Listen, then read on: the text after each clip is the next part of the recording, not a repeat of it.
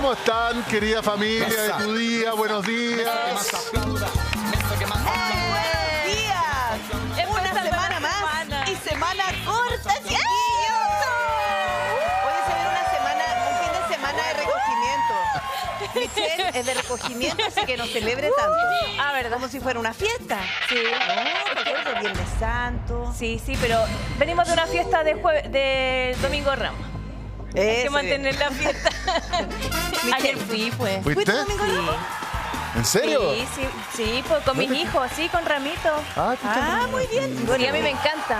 Oye, mi hija hizo ramitos con sus compañeros de colegio y fueron a vender los ramitos al colegio. Ay, qué lindo. Sí, Mira, vendieron todos comerciante la y yo le compré los 2 primeros ramitos. Muy bien. Y le dije, ¿A ¿pero me cuánto los los trajiste vendían? benditos? Sí, entonces agarró los ramitos y se fue a poner ahí en la... Mira. Eran 2.000 pesos por ramo. Sí, también costaban qué 2.000. caro. ¿Eso están costando hoy día? Oye, ¿qué más? Sí, pues. Ah, ¿viste? Ahí lo subí. ¿Esa eres tú? Sí, con mis hijos. Mira, Michelle. Ahí vamos. Y andaba ahí bien perdida con los días de Semana Santa, déjame decirte. ¿eh? Sí, Está yo bien. pensé, me imaginé que eran más días, porque había pensado en, a lo mejor, ¿El lunes hacer de algo. resurrección? Pero no, me equivoqué. La Semana Sí, Santa era otro mes que había visto que había más feriados. No, está bien. Me equivoqué de mes. encantó, Digamos, me encantó. también. La mandamos a catequesis para que... Claro, y ahora sí. Les quiero mostrar una imagen. Ya. Una imagen de una tormenta y de viento. Miren, vamos a ver la imagen y les voy a contar dónde es. ¡Oh! Miren, por favor. Oh, Esto ocurrió en China, una tremenda tormenta que dejó vientos de 150 kilómetros por Pero hora. eso es como un pero huracán. eso es como un viento. O sea, no es que haya estado lloviendo. De hecho, mira la cantidad de polvo que se levanta, Michelle. Sí, es un viento, una tormenta asociada a viento. Una tormenta puede ser de viento, puede ser de lluvia, puede ser de granizo, pero aquí, antes de la lluvia, vino el viento. Un viento con características de Huracán. huracán, porque superó los 117 kilómetros, llegó a 150 kilómetros por hora. Y hay que decir algo, y quiero destacar algo, porque yo creo que ya desde este año, hace muchos años que venimos viendo esta situación, pero yo creo que el viento este año y los próximos años va a ser un factor dominante en la condición ¿Por qué? meteorológica del mundo. Porque el viento puede agravar los fenómenos a los que estamos acostumbrados. Los ahora. agrava y además que ya el viento va a ir siendo cada vez Pero más mira qué noticia impresionante. si vemos las condiciones meteorológicas. Pero hay otra condición Esto fue en la que también provincia llama de la atención. Tsinghua. Chihuahua. Tiene cualquier Tsinghua. nombre en chino en cena, vos. No, esto es la provincia de Tsinghua. Vamos a ver los granizos, por favor. Miren la siguiente imagen. A ver. ¡Oh, qué impresionante! Mira cómo se Impresionante. levanta el agua con los granizos. Ahí no puedes hacer un Titanic. No, La pinche. no. No. Termináis con un text cerrado, se hace Claro. el Titanic. Esto también Ni se sigue te siendo ocurra. China. Después de ese viento, lo que vimos es esto, porque Oh. mira, Mire, todo esto ha pasado en ¿Cómo se van a China. acumular? Miren los ¿También en granizos, China? granizos. Todo en China. Todo esto es en Esta es la China. provincia de Chinchú. Chichu. Y mira, fíjate cómo van rebotando en el capot, me imagino, ahí como en el Sí, pues. parabrisas, los granizos. No, y como Oh, rompen rompió los granizos. rompió el O sea, los parabrisas. parabrisas. Qué impresionante Oh. la Esa es la intensidad del granizo, eso es el poder de la naturaleza. Esto duró 10 minutos que se transforman prácticamente en 10 tanto? minutos de terror. Porque si esta condición no es anunciada, puede de verdad causar la muerte de algunas personas. Pero mira, Y de las imagínate mascotas. ese motociclista que veíamos recién, se ve como si le estuvieran tirando piedras. Sí. Mira, ahí se nota. Claro, lo que pasa es que son de distintos Oh. tamaños. Pero hay algunos que son muy grandes. Mira. Mira, fíjense al final, cuando hace zoom. Mira, cuando hace zoom. Mira, hay unos que son gigantes. Hay unos grandes. Oye, unos muy ¿Cachai? grandes. ¿Sabes qué? Mira, incluso, Revientan. fíjate en la luminosidad porque es como si estuviera aclarando incluso. Es como si estuviera aclarando, pero de verdad está, cielo completamente cubierto. Todo está asociado a nubes cumulonimbus, que son las responsables de los granizos, de las tormentas eléctricas y por supuesto de la lluvia. Pero de verdad, esta condición dejó muchos problemas, parabrisas, infraestructura ahí con problemas. Vamos a ver otra imagen. Miren, por A ver. favor. ¿También de lo mismo? Y escuchemos. ¡Oh, mira! El viento sacó la ventana. O sea que a esta altura se están riendo. Esa onda. Están los cabros ahí. Mortal. Es que me dice mortal. Qué mortal el viento, viejo. No, oye, esto bueno, lo tomaron con mucho humor los jóvenes ahí, pero de verdad llama mucho la atención. Mira, que se haya ahí yo veo salido la colegio puro ventana. hombre, con tal de cambiar clase, que se caiga el cielo, viejo.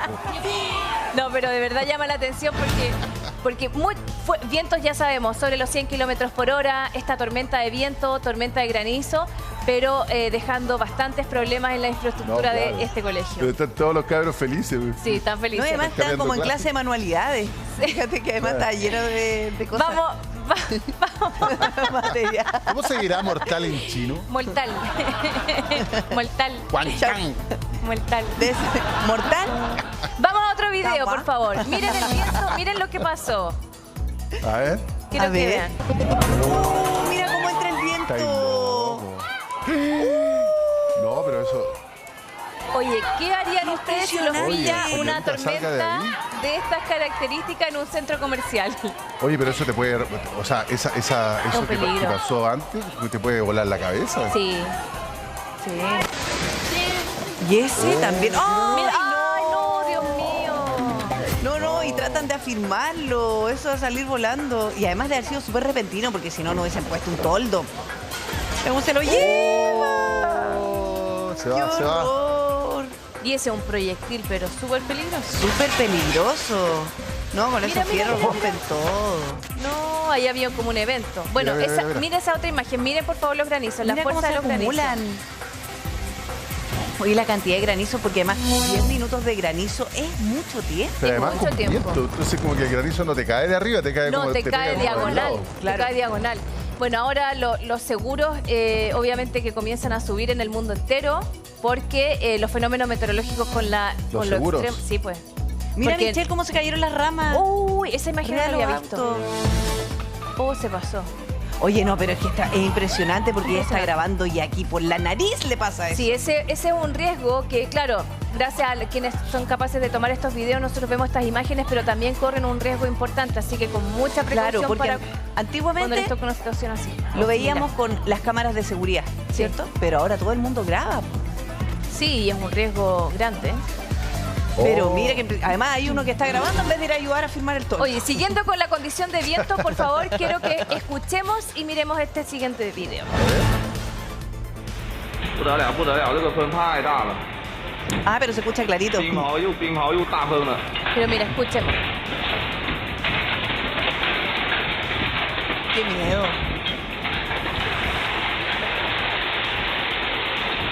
¡Ay, qué Oye, terrible! viento con lluvia. Yo encuentro que esta condición, mira, Pero frente... eso es como un huracán, pues, Michelle. Sí, tiene características Tifón. de huracán Ahí es un tifón. o de un tifón.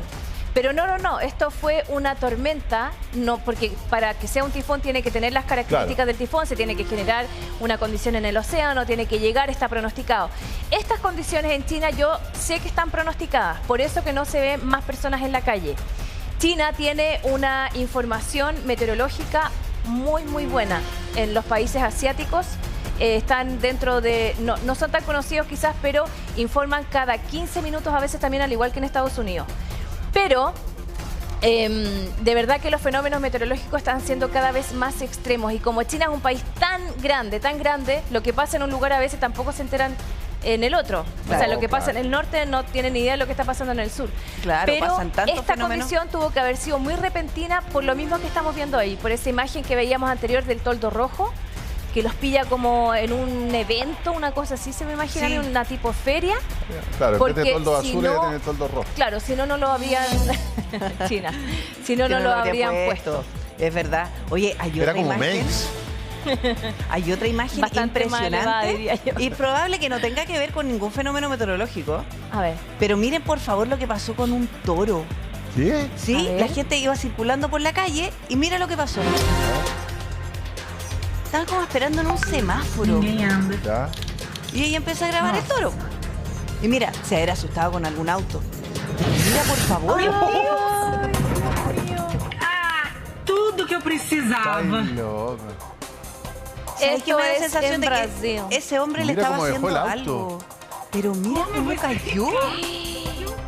Lo abolló completamente. ¿Y no iba nadie en esa parte del auto? Oye, qué peligro. Pero ¿Cuántas impresionante. toneladas pesará un toro? ¿Cuánto pesará un toro? Ajá. ¿800 kilos? Por lo menos. Más, yo creo. A ver. Uy, casi se le va encima. Ese puede pesar 800 kilos fácil. Sí. Sí. Y Esto más fue en el todavía sur de porque- Sao Paulo. El día viernes ocurrió esta situación. Pero mira, tú te fijas que hay una persona que viene corriendo, porque Sí. al final el animal reacciona porque hay alguien que le está haciendo quizá alguna seña. Lo Quizás estaban estaban tratando de atajar, esperando o estaban esperando que saliera para poder avanzar. Sí. Pero mira, el Porque gallo, mira- el gallo que se salva jabonado, mira, Mira ese. ahí Pero lo ¿por voy a qué ver. contra esa persona, Ese. po? Pero ¿por Se qué? salvó jabonado. Pero no, Salvó. a lo mejor él lo estaba tratando de no sé, de hacer que se quede en algún lugar haciéndole alguna seña que el Claro. toro reaccionó así. ¿Sabes Porque qué? fue a Yo creo que atacar el toro. el auto le salvó la vida a esa persona. Sí, pues. Sí, pues. Porque si no se hubiese ido en contra de él, Sí. si no hubiese sido por el auto, se va en contra de él. Mira, fíjate Mira, que si algo él, le él está estaba arrancando, haciendo. pues, él parece que. A ver, seguramente, no sé, estoy especulando, pero Qué probablemente miedo. está. Mira ahí. Qué miedo. Qué terrible. ¡Oh! Y arrancó como para el lado equivocado. Tudo que eu precisava. Lo que pasa es que. Mira, y estaban los otros en moto ahí, qué peligroso. pareciera que el tránsito estaba parado, me da la sensación. Yo no sé si hay un semáforo o no, pero estaba parado. Aparentemente también, como ya, oye, saquen al toro a la calle, Sí. cuidado. Sí, a lo mejor por el resguardo del toro detuvieron el tránsito. Pasa hasta un Entonces las perrito personas por no ahí podían, al lado del no toro. podían Mira, avanzar. mira, mira. Y ahí se le tira el toro, ahí se le tira. No, pasa un perro. Uy, Pasa un ¿por qué? perro, pero el toro no reacciona al perro. ¿Qué pasa? ¿Se fijan qué pasó un perrito? Sí, pero Por no el está lado- pero siguiendo no a la persona. reacciona a otra persona. Yo creo que el movimiento puede haber sido la misma persona que se le arrancando. Uy, imagínate, se te viene ese animal encima. Qué Oye, No, y impresionante. habían después pasan unas personas en moto. O Y sea, tampoco es que el tipo tuviera una bolera roja. no, Claro, ese No, es el por ese es eso el mito de que Sí, pero es el no movimiento. te vayas a meter a un pochero con la bolera roja y hay un Claro. toro. Sí, hay muchos animales que uno se tiene que quedar quieto, así sin moverse. Pero es No, que pero si ese además, compadre se queda quieto, termina atravesado. po. Pero es que a lo mejor él le hizo una cuestión así, le abrió los brazos y eso es lo que no hay que hacer con los animales. no, que algo pasó, porque el toro iba directamente a esa persona. Iba directo a De él. hecho, por el peso y lo grande del animal, no pudo doblar, no se pudo meter entre el camión y el auto, y por Claro. eso se va hacia el auto. Sí. Porque si no, se hubiese ido en contra de él. Mira, Mira, qué mira, impactante. Mira, mira, mira. Ay, como de película. Oye, pasa por eso. arriba el auto como si Peor nada. que una película. Como de monito animado. Uno cree que no va a pasar. Sí, a ver, ahora a mí me llama la atención que los autos que estaban ahí del otro lado pasen, pero probablemente pasaron porque vieron que se movió el toro, pues entonces al no estar, avanzaron. Pero mira cómo destruye el auto, el toro, qué Sí. increíble. ¿Sabes que estuvo a punto de meterse a ese auto que está grabando? Sí, también lo pensé. Oh, Sí, también se claro. salvaron También de lo milagro. pensé, Mira, mira, porque mira cómo viene. Si no está Porque ese mira, auto, pasa el auto pasa y directo perfecto. por encima del auto. Qué horror. Bueno, otro video que se viralizó y esto fue el viernes. ¿Dónde viste? Al sur de Sao Paulo. Mira, y en Sao Paulo es una de las ciudades más congestionadas. Pero compadre, le ponían. ¡Ay, Las 8 de la mañana con 50 minutos, la semana pasada nos sorprendíamos y nos indignábamos también con una situación que reveló Tele 13, que tiene que ver con una niña de 8 años que resultó esclavizada en la región de O'Higgins. Sabíamos que esto probablemente iba a ser la punta del iceberg porque lamentablemente no es la única menor en nuestro país que está en esa condición. Y surgió una nueva denuncia. Miren este titular. Niño fue esclavizado por su madrastra en Iquique. Lo obligaban a recoger excrementos con la mano. Vamos a pasar a revisar la nota que preparó Tele 13 y al regreso lo comentamos.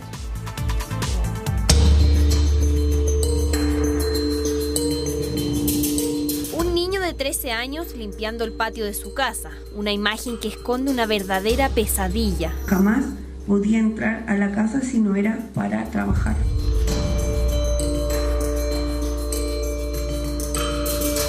El caso de este niño de 13 años que vivía como esclavo de su madrastra impactó a la ciudad de Iquique primero, a todo el país ahora e incluso ya da la vuelta al mundo.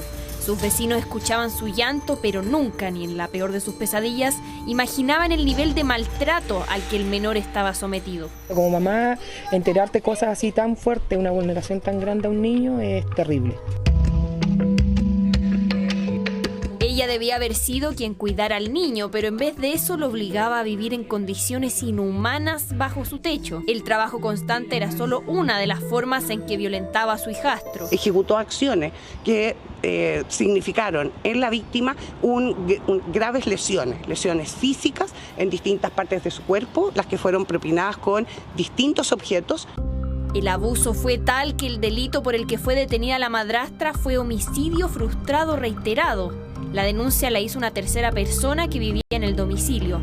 Hasta ahora había guardado silencio por la amenaza de ser expulsada del hogar. Ya como del año pasado, en octubre, que empezó una vecina a escuchar llanto del pequeñito en el patio.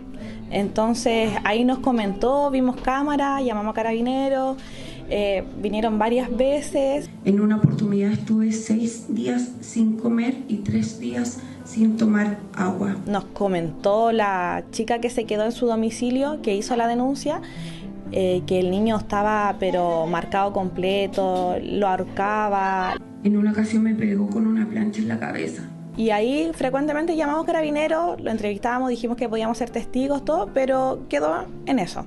Carabineros concurrió al lugar, entrevistándose en primera instancia con la propietaria del inmueble, la misma madrastra, quien rotundamente negó todos los hechos. La madrastra está hoy en prisión preventiva, pero hace pocos años había sido autorizada por un tribunal de familia para ser la tutora legal del niño.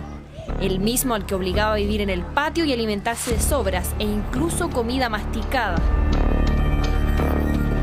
¿Cuáles fueron los criterios que se tuvieron en cuenta para efectos de determinar el cuidado personal a cargo de una persona que estaba cometiendo un delito grave respecto de este niño? Ciertamente existe una responsabilidad del gobierno, quien debe asegurar que niños, niñas y adolescentes respecto de los cuales existe una medida de protección no sean vulnerados nuevamente en sus derechos mediante este tipo de delitos que son tan reprochables y que son una de las peores formas de violencia contra la niñez y adolescencia. Muchas veces vino Carabineros, tomaba informe, entraba y salía. Nosotros varias veces hablamos con Carabineros qué podía pasar, si el niñito lo podíamos sacar, y no se podía sacar porque era menor de edad y tenían que esperar el procedimiento, pero la verdad esto podía haber parado hace mucho tiempo.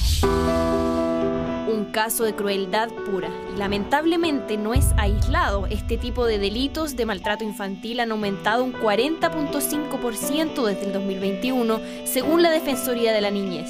La Fiscalía advierte sobre los signos de alerta temprana que en casos como este podrían salvarle la vida a un niño. Este niño en el año 2024, en agosto, fue retirado de su colegio, por lo tanto no siguió concurriendo a clase. Esa es una alerta que podemos visualizar y estar atentos para ver si es que un niño está en riesgo. La víctima de 13 años está a la espera de una audiencia que determine si puede quedar al cuidado de su abuela paterna. Un primer paso para intentar que vuelva a ser un niño, uno que reciba cariño o simplemente que no esté sometido a maltratos. Insólito. Uf, no qué sé, fuerte. porque aquí todo falla. Todo falla. Todo falla, o sea, falló todo. O sea, no solamente el tema de que la madrastra, digamos, la madrastra sea, digamos, una persona... Maquiavélica. Hay que calificarla, maquiavélica, ¿no es cierto? Maquiavélica. Sino que además el sistema falla. O sea, Carabineros no fue una vez, fueron varias veces. Dejó de ir al colegio. ¿Y el colegio? O sea, todo falla. ¿Y los tribunales de familia dónde están? Todo falla. Todo falla. ¿Pero qué pasa por la cabeza de un adulto como la madrastra que es capaz de hacer esto? Es una cuestión que, de verdad, 13 años. Pero también, mira, falla todo, pero también falla la familia, fallan los cercanos, falla todo. Porque no darte cuenta cómo está un niño, cómo está creciendo, que no vaya al colegio, que cambie su actitud. Imagínate ahora el problema para ese niño de salir de esa como esclavitud que está viviendo. O sea, es terrible. Y a esa edad, o sea, imagínate que él no sintió, no se pudo apoyar en nadie. En nadie. No sintió la confianza de decirle, de pedirle ayuda a alguien. No, terrible. Es que el sistema falla y lamentablemente para mí, que estoy todos los días en esto, no me extraña. Realmente no me extraña. ¿No te extraña? No me extraña. No me extraña que Carabineros no funcione en esto. No me extraña que los juzgados de familia no funcionen en esto. No me extraña que los colegios no den la luz de alerta. Hoy día los protocolos de los colegios para dar aviso y entender que tienen una responsabilidad para dar aviso de este tipo de situaciones, por ejemplo, la desescolarización, lo tienen que dar. Y tienen que dar un aviso y tienen que denunciar en los tribunales de familia. ¿Cuántas veces yo he peleado en el último año con directores de colegio, con profesoras a cargo, respecto de situaciones de violencia que están viendo, situaciones de abandono, de maltrato, y no denuncian a tribunales de familia? O denuncian y denuncian mal. Pero mira, estuvo 6 días sin comer y 3 sin tomar agua. 3 sin tomar agua es homicidio. Derechamente eso es homicidio, ¿no, doctor? Una persona, ¿cuánto puede aguantar sin agua?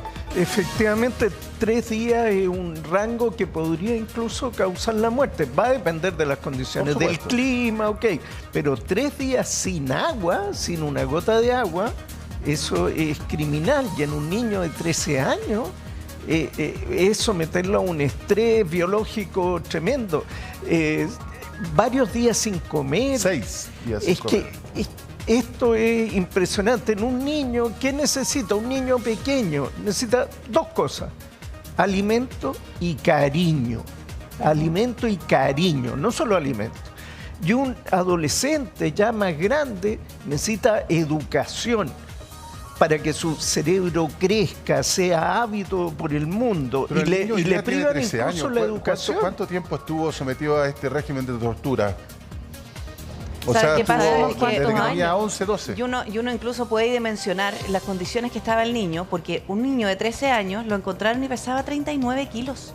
39. Imagínate. O sea, no es que solamente esos 3 días quedó sin agua o esos 6 días quedó sin comer.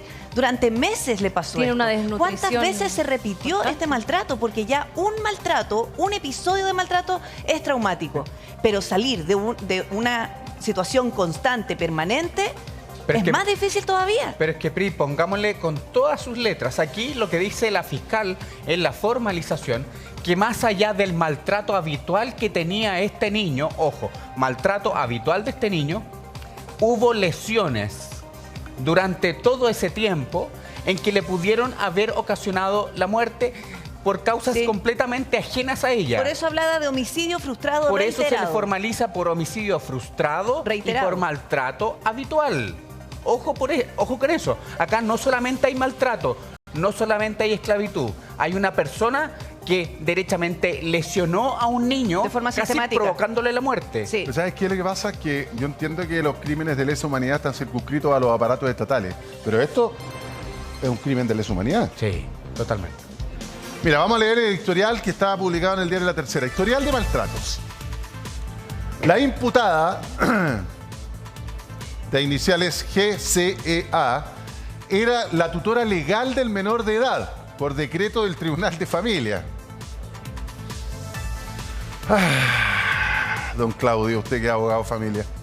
Según relató tras la audiencia de formalización, la jefa de la unidad de víctimas y testigos de la Fiscalía de Iquique, Paula Arancibia, comillas, la imputada ejecutó acciones que significaron a la víctima graves lesiones físicas en distintas partes de su cuerpo, las que fueron propinadas con distintos objetos.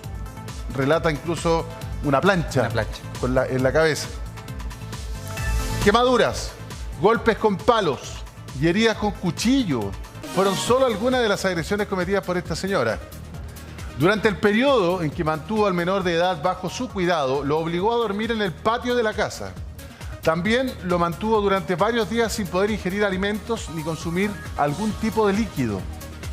Además de lo anterior, lo obligaba a realizar sus necesidades biológicas en el patio, utilizando para ello bolsas de basura o botellas. O sea, no es solamente el maltrato, es la humillación. Sí, terrible. Dormía en el patio, lo desescolarizó desde agosto del año 2024 a la fecha. Por lo tanto, lo mantuvo incluso ajeno a cualquier contacto con otros niños, niñas y adolescentes, dice la jefa de unidad de víctimas y testigos de la Fiscalía de Iquique. Todos los hechos fueron consignados gracias al relato entregado por la víctima a través de una entrevista videograbada mostrada durante la audiencia. Comillas. Hay una declaración desgarradora de la víctima y al oírla no vislumbra este juez falsedad de la misma.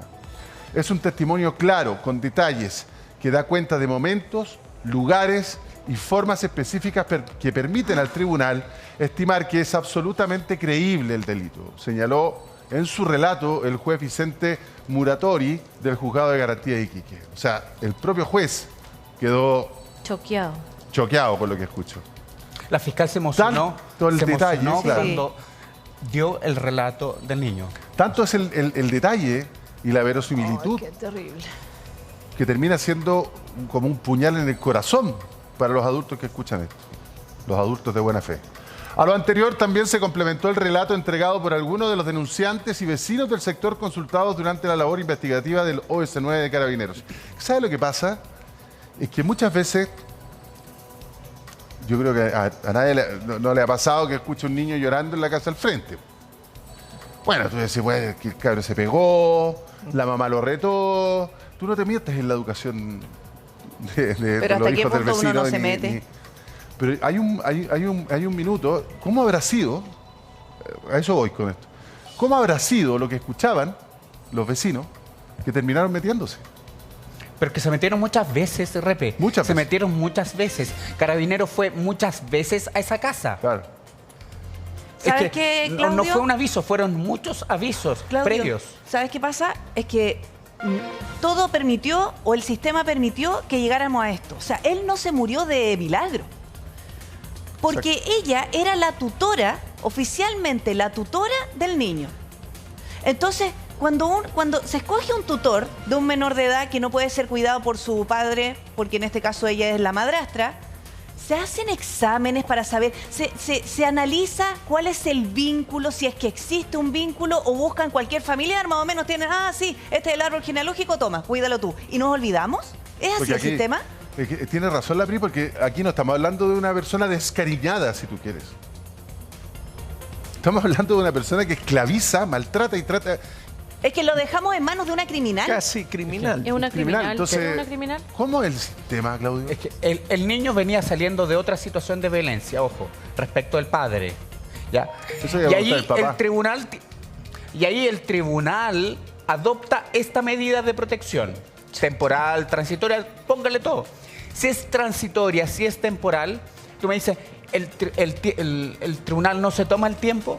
En audiencias de media hora, donde se escucha a la parte 5 minutos, donde la consejera técnica, si es que interviene, si es que hay una evaluación, ¿es que acaso nunca le preguntaron un informe al colegio? Es que el sistema, insisto, lo que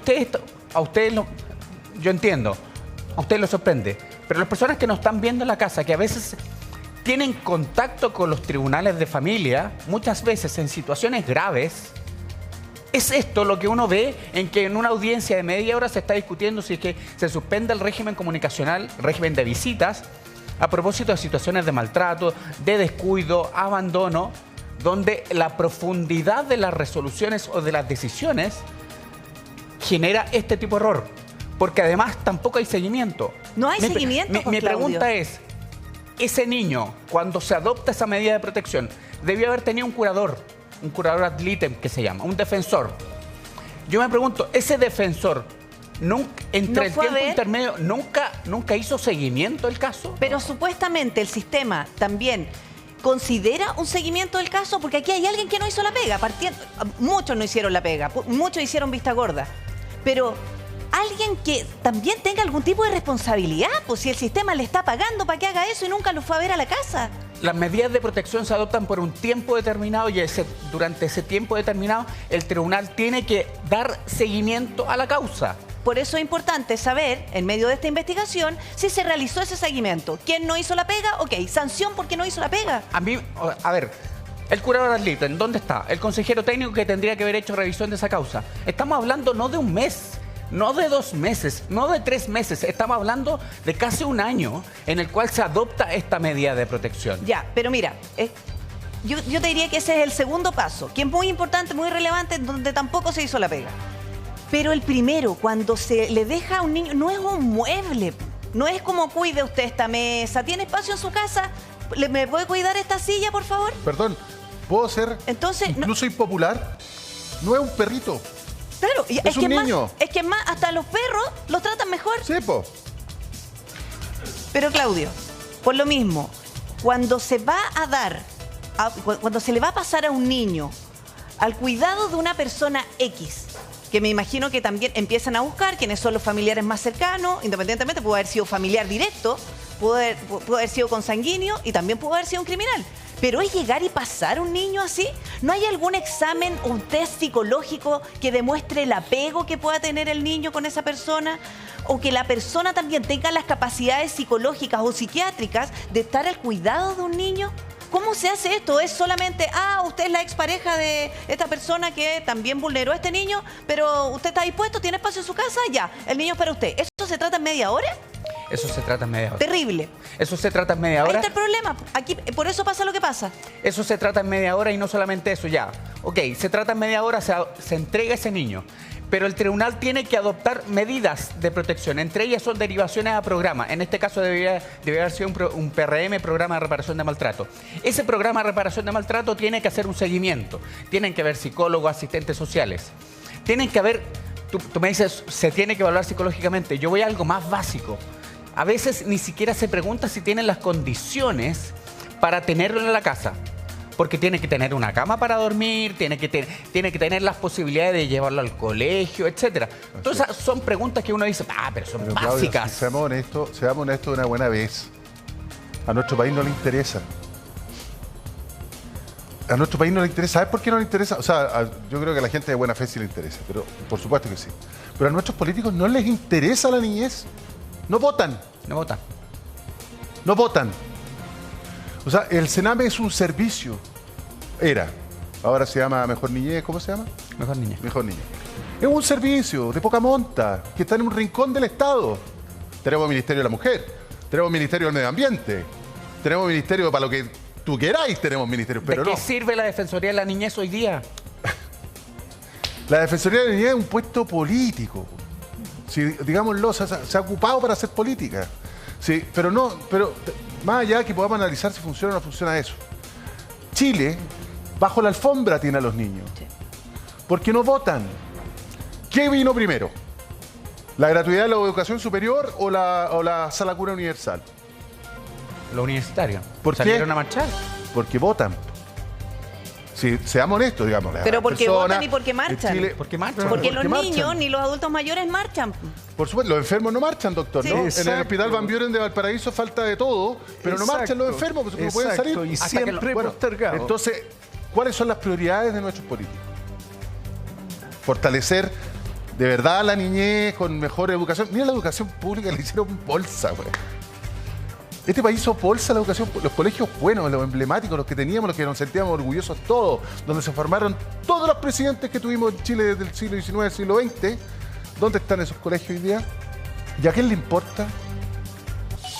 A nadie le importa. Si da lo mismo.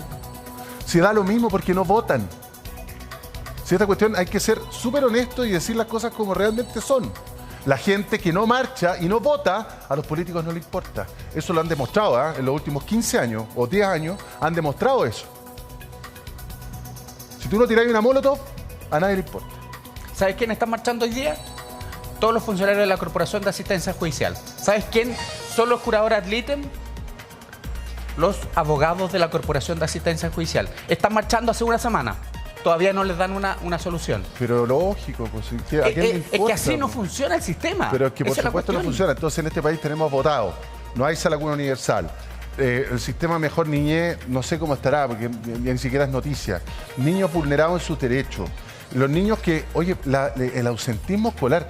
Tanto que dicen, mira, no, que la delincuencia hay que atacarla en el largo plazo. Ok, ataquémosla en el largo plazo. Me pregunto yo, ¿qué hace el Estado para ir a buscar a esos niños que no están yendo al sistema escolar? Nada, porque ahí la responsabilidad se lo dejan los papás. Te lo dejo más grave aún, Repe. ¿Sabes? Hoy día uno puede no estar satisfecho con la... Imagínate, uno no está dispuesto, no está satisfecho con esa resolución del Tribunal de Familia. Uno apela, va a la Corte de Apelaciones. ¿Sabes cuánto es el tiempo de espera en la Corte de Apelaciones de Santiago de causas proteccionales? Que son causas graves, sí, urgentes. Que son urgentes. 6 meses. 6 meses. Para revisar. Para revisar la causa en la Corte de Apelaciones de Santiago. En provincias es peor la situación. Entonces, si es que el sistema en su conjunto no tiene las alertas, no le da la preferencia, la urgencia que esto necesita, el tiempo que este tipo de cuestiones necesita, estamos perdidos. ¿Sabes qué me llama mucho la atención, Claudio? Que mientras hubo denuncia por el caso de este niño, llega Carabinero. Carabinero tampoco tiene línea en qué situación está ese niño, dónde hay un niño vulnerado que debería haber ido quizás a algún programa de rehabilitación, porque ya venía siendo vulnerado con sus antiguos tutores. ¿No existe eso en línea? Porque no es como que, oiga, usted tiene un niño en la casa, sí, aquí lo estoy cuidando, mi sobrino. Ah, ya, y usted ha hecho algo, los vecinos están denunciando. No, yo no he hecho nada. Ya, y me voy. Es que ahí el sistema está funcionando muy mal. La semana pasada, a propósito de la situación del niño de Rengo, yo decía, ok, Carabineros no funciona, la PDI no funciona, vayan directo al Tribunal de Familia. ¿Qué debió haber ocurrido ahí? ¿Cómo el sistema debió haber funcionado bien? Carabineros, si recibe una denuncia de maltrato, con todo lo que le decían los vecinos, niños llorando, situaciones, ellos veían la cámara, las vecinas decían, nosotros veíamos la cámara y había situaciones de maltrato. Y Carabineros llegaba y dice, no, la señora no, aquí no ha pasado nada. Obviamente cuando llega Carabineros, al niño lo llevaba para adentro, etc. Ahí lo que debió haber ocurrido es que Carabineros sí o sí debió haber remitido los antecedentes al Tribunal de Familia. El Tribunal de Familia debió haber citado dentro de las 24 horas, ojo, 24 horas a una audiencia de revisión de una medida de protección. Eso es lo que debió haber ocurrido. Si es que ese Carabinero no hubiera tenido la iniciativa, que la debió haber tenido, y debió haber tenido la preparación y la capacitación para eso, para haber pescado a ese niño, habérselo llevado a un tribunal de familia. ¿Por qué? A veces los Carabineros pescan, llaman al juez de familia de turno, ¿y qué dice la mamá? No, dice que no, aquí no ha pasado nada. Ah, ya, los vamos a citar a una audiencia próximamente. No, a ese niño lo debieron haber llevado a la audiencia dentro de las 24 horas a la primera denuncia. Eso es lo que corresponde. Ese es el procedimiento que estableció nuestro legislador en teoría. Lo que pasa es que hay una desidia respecto a estos temas. Es como, no te metas con mis hijos, entonces tampoco me meto con el al lado, entonces yo me abstraigo. Entonces hay una suerte de indolencia con los niños. ¿El doctor quiere decir algo? Sí, Repe, tienes razón, hay un concepto cultural de no meterse con los hijos de otros, pero acá no solo falló lo preventivo, sino que cuando ya era evidente, cuando ya había denuncia, la respuesta no fue adecuada. Ojo, que este cambio, por ejemplo, ¿qué hubiera pasado si toman al niño y lo llevan a un servicio de salud para evaluar su estado de salud y constatación de lesiones? Y los médicos estamos obligados, ante la sospecha de un niño maltratado, denunciarlo. Sí. La cultura médica en Chile cambió hace años atrás cuando se dispuso que los pediatras, los médicos de urgencia, que vieran a un niño posiblemente maltratado, aunque esto signifique llevarse un mal rato con los padres, que dicen, no, yo nunca lo he maltratado, pero lo siento. Se cayó de la escalera. Claro, será así, pero mi obligación como médico es denunciar, porque estos son golpes reiterados. ¿Será que el niño se cae mucho? No sé. O golpes sospechosos. Golpes sospechosos hay que denunciarlo. Y no lo llevan a un servicio de salud, no hacen tampoco la vía judicial. Entonces yo creo que los protocolos de acción, de reacción frente a una situación deberían ser cambiados ahora ya para que esto no siga ocurriendo. Tanto hemos hecho por cambiar culturalmente la agresión, por ejemplo, contra la mujer, para que los médicos estén alerta, para que nosotros los vecinos estemos alerta, un golpe sospechoso, un moretón, ¿qué te pasó? Hicimos, había un cambio cultural también respecto de ese tema, digamos, donde tenemos que estar todos mucho más alerta respecto a la violencia contra la mujer, pero fíjate que con los niños pareciera que no es tan así. Es que, ¿sabes? No solamente los doctores, sino también los profesores tienen la obligación de hacer la denuncia. ¿Dónde estaban los profesores? Un niño empieza a faltar. Dejó de ir en agosto del año pasado. Te creo, falta una semana, está enfermito, etc. Claro. Faltan 2 semanas El colegio tiene la obligación. No terminó el año escolar. No, es que tiene la obligación de denunciar. La desescolarización es muy grave. ¿Por qué? Si el colegio recibe la noticia de los padres que lo van a llevar a otro colegio, le tienen que exigir, así funciona, le tienen que exigir la matrícula en otro colegio, porque ellos no van a poder dar de baja ante el Ministerio de Educación ese alumno. Y por lo tanto sí escolarizado en ese colegio. Porque si no, estaría en dos colegios. Si no, estaría en dos colegios. Por lo tanto, la escolarización básica, pre-kinder, kinder, es obligatoria. Aquí no es que al colegio se le pasó. El colegio tenía una obligación. ¿Dónde está el profesor jefe de ese niño? Entonces, lo que yo insisto es, si un profesor tiene una mínima sospecha que cuando recibe un niño en la mañana, ese niño llega con algún tipo de maltrato, un golpe sospechoso, tiene que llamar inmediatamente a los papás. Inmediatamente. Y preguntarles, ¿qué pasó? Si los papás no dan una respuesta satisfactoria respecto de los golpes de ese niño, tiene que hacer la denuncia al Tribunal de Familia. No tiene otra opción. ¿Sabes qué pasa? Que muchas veces puede ser que los golpes avisan que un moretón o porque hubo un maltrato físico, pero también hay mucho maltrato psicológico. Y un niño que está retraído en la sala de clases, o que no se muestra igual que el resto, que a lo mejor lo ven más triste o incluso lo ven más agresivo, es porque también hay una alerta y hay que preocuparse de qué es lo que está pasando en la casa del niño. Y ese maltrato es peor. Es peor porque no sé, la herida se sana, se cura, pasa, pero el maltrato psicológico puede marcar por de vida a una persona. Y no se ve. No se ve y es peor. Es difícil de... Un moretón se ve. Sí. A eso voy. Sí. Que es un golpe, pero el golpe psicológico muchas veces no se ve. Pero los profesores están viendo todos los días los niños. ¿Los conocen? Todos los días los niños. Yo recibo frecuentemente peticiones de ayuda de papás en que están en proceso de separación y que la primera alerta la reciben del colegio. En que cuando los niños empiezan a tener conductas distintas, retraídas, agresivas. Un niño que es alegre lo ves triste. Que cambia inmediatamente. Un niño que es triste lo ves alegre. No sé. Un buen profesor se nota inmediatamente porque al poco tiempo llama a los papás y les dice qué está pasando. ¿Tenemos que estar, doctor, más alerta del hijo del vecino? Por decirlo de alguna manera, digamos, de lo que pasa con los niños de al lado, no solamente con los míos, digamos. Sin duda, porque el futuro de lo que estamos construyendo son nuestros niños. Desde que el niño nace, su cerebro es una cosita chiquitita, así de 300 gramos. Y en un año crece a 900 gramos, 3 veces. Mientras ya está fuera del útero de la mamá, crece. Y va a seguir creciendo si recibe alimentación, si recibe amor y después si recibe educación.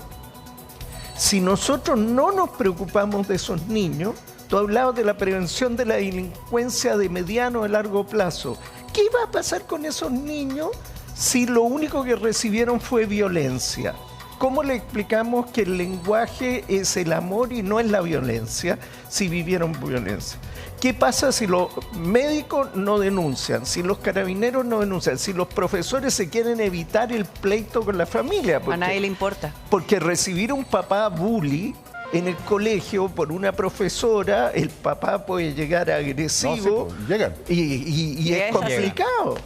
Hay que tener mucho coraje para enfrentar estos temas. Pero, por Dios, si no lo enfrentamos hoy día, el precio lo vamos a seguir pagando porque esos niños que no tienen culpa hoy pueden transformarse en los futuros agresores de mañana. ¿Sabe qué pasa, doctor? Que nosotros hemos estado hace ya un buen tiempo preocupados de los niños y adolescentes que se han ido por el camino de la delincuencia. Y son niños y adolescentes que deberían estar escolarizados y no lo están, y eso ha subido como la espuma en los últimos 5 años.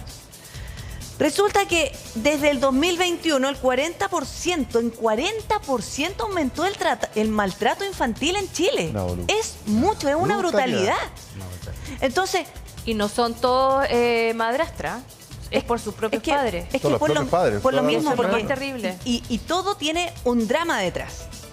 Porque así como vemos niños que se han dedicado a delinquir, por la falta de amor, cariño, cuidado, preocupación en sus casas, desde su círculo más cercano, porque además ni siquiera el colegio se ha dado cuenta que el niño, o no le importa, mira, este sabe que es vulnerable, seguramente ahora ya está delinquiendo. No, porque resulta que eso ha invisibilizado este tipo de maltrato, que no lo habíamos visto. ¿Sabes lo que pasa? Es que es una cuestión de cierta lógica, si me lo permite. Yo esto me voy a atrever a ser medio psiquiatra, medio psicólogo. Si se supone que las personas que más te aman en la vida te golpean, ¿cómo entiendo el cariño yo? ¿Cómo entiendo el amor? Por supuesto que seguramente voy a crecer y le voy a pegar a mi señora, pero te quiero, ¿ah? O a tus hijos. O a mi hijo, pero es que yo los quiero, los adoro. Pero les pego por su bien. O sea, una persona que nace y se cría maltratada, entendiendo que es parte del amor, para la vida de él también va a ser parte del amor pegarle a quienes tenga cerca. La violencia. ¿O es muy loco? Desgraciadamente, Repe, eso que es la normalidad que yo asumo. Con sentido común es cierto. O sea, las víctimas después no entienden que hay ciertos límites, que uno debe contener su instinto de agresión, que debe ser respetuoso. No lo entienden porque crecieron en que la normalidad eran los gritos, la normalidad eran los golpes, el maltrato. Incluso sin golpear, doctor, el maltrato. El maltrato sin golpe. El insultar al que quiero. Verbal. El ser cruel con el que quiero. El maltrato psicológico. Maltrato psicológico. Incluso me ha tocado ver adultos que fueron maltratados de niños y que de grande ellos controlan su agresividad y dicen, no, yo ahora no soy como era mi padre. Pero maltratan psicológicamente a los hijos. Entonces no los golpeo como me golpeaban a mí, pero los maltrata psicológicamente. ¿Cómo rompemos este círculo de abandono, descuido, violencia? Se requiere esfuerzo, se requiere dedicación, constancia y mucho coraje. Hay que ser valiente porque meterse en la casa del vecino no es grato. No es grato. No es gratis, además. Bueno, no es grato ni gratis. No, porque además tú dices, ya, si denuncio, ¿qué va a pasar con ese niño? ¿Dónde se va a ir? ¿Quién lo va a acoger? Si no tiene más familia que su papá y su mamá. Va a estar mejor ahí que en el Sename. Va a estar mejor ahí que en el Sename. Esa es la conclusión que se saca. Y a veces eso es terrible. Y Michelle, y a veces teniendo familia, la familia tampoco se mete. No, po. Tampoco se mete. ¿Dónde estaban los tíos, los primos, los abuelos, los qué sé yo del niño? Ahora la mejor solución para ese niño es la abuela paterna. Yo me pregunto, ¿la abuela paterna durante todo ese tiempo, desde agosto, nunca lo vio? ¿Nunca preguntó por su nieto? ¿Existirá? ¿Existirá? ¿Es la más indicada?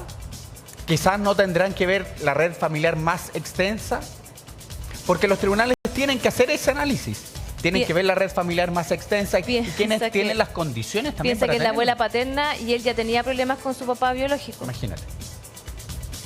Pero por eso es importante saber cuál es el descarte que se hizo para entregárselo a la madrastra, Claudio. Claro.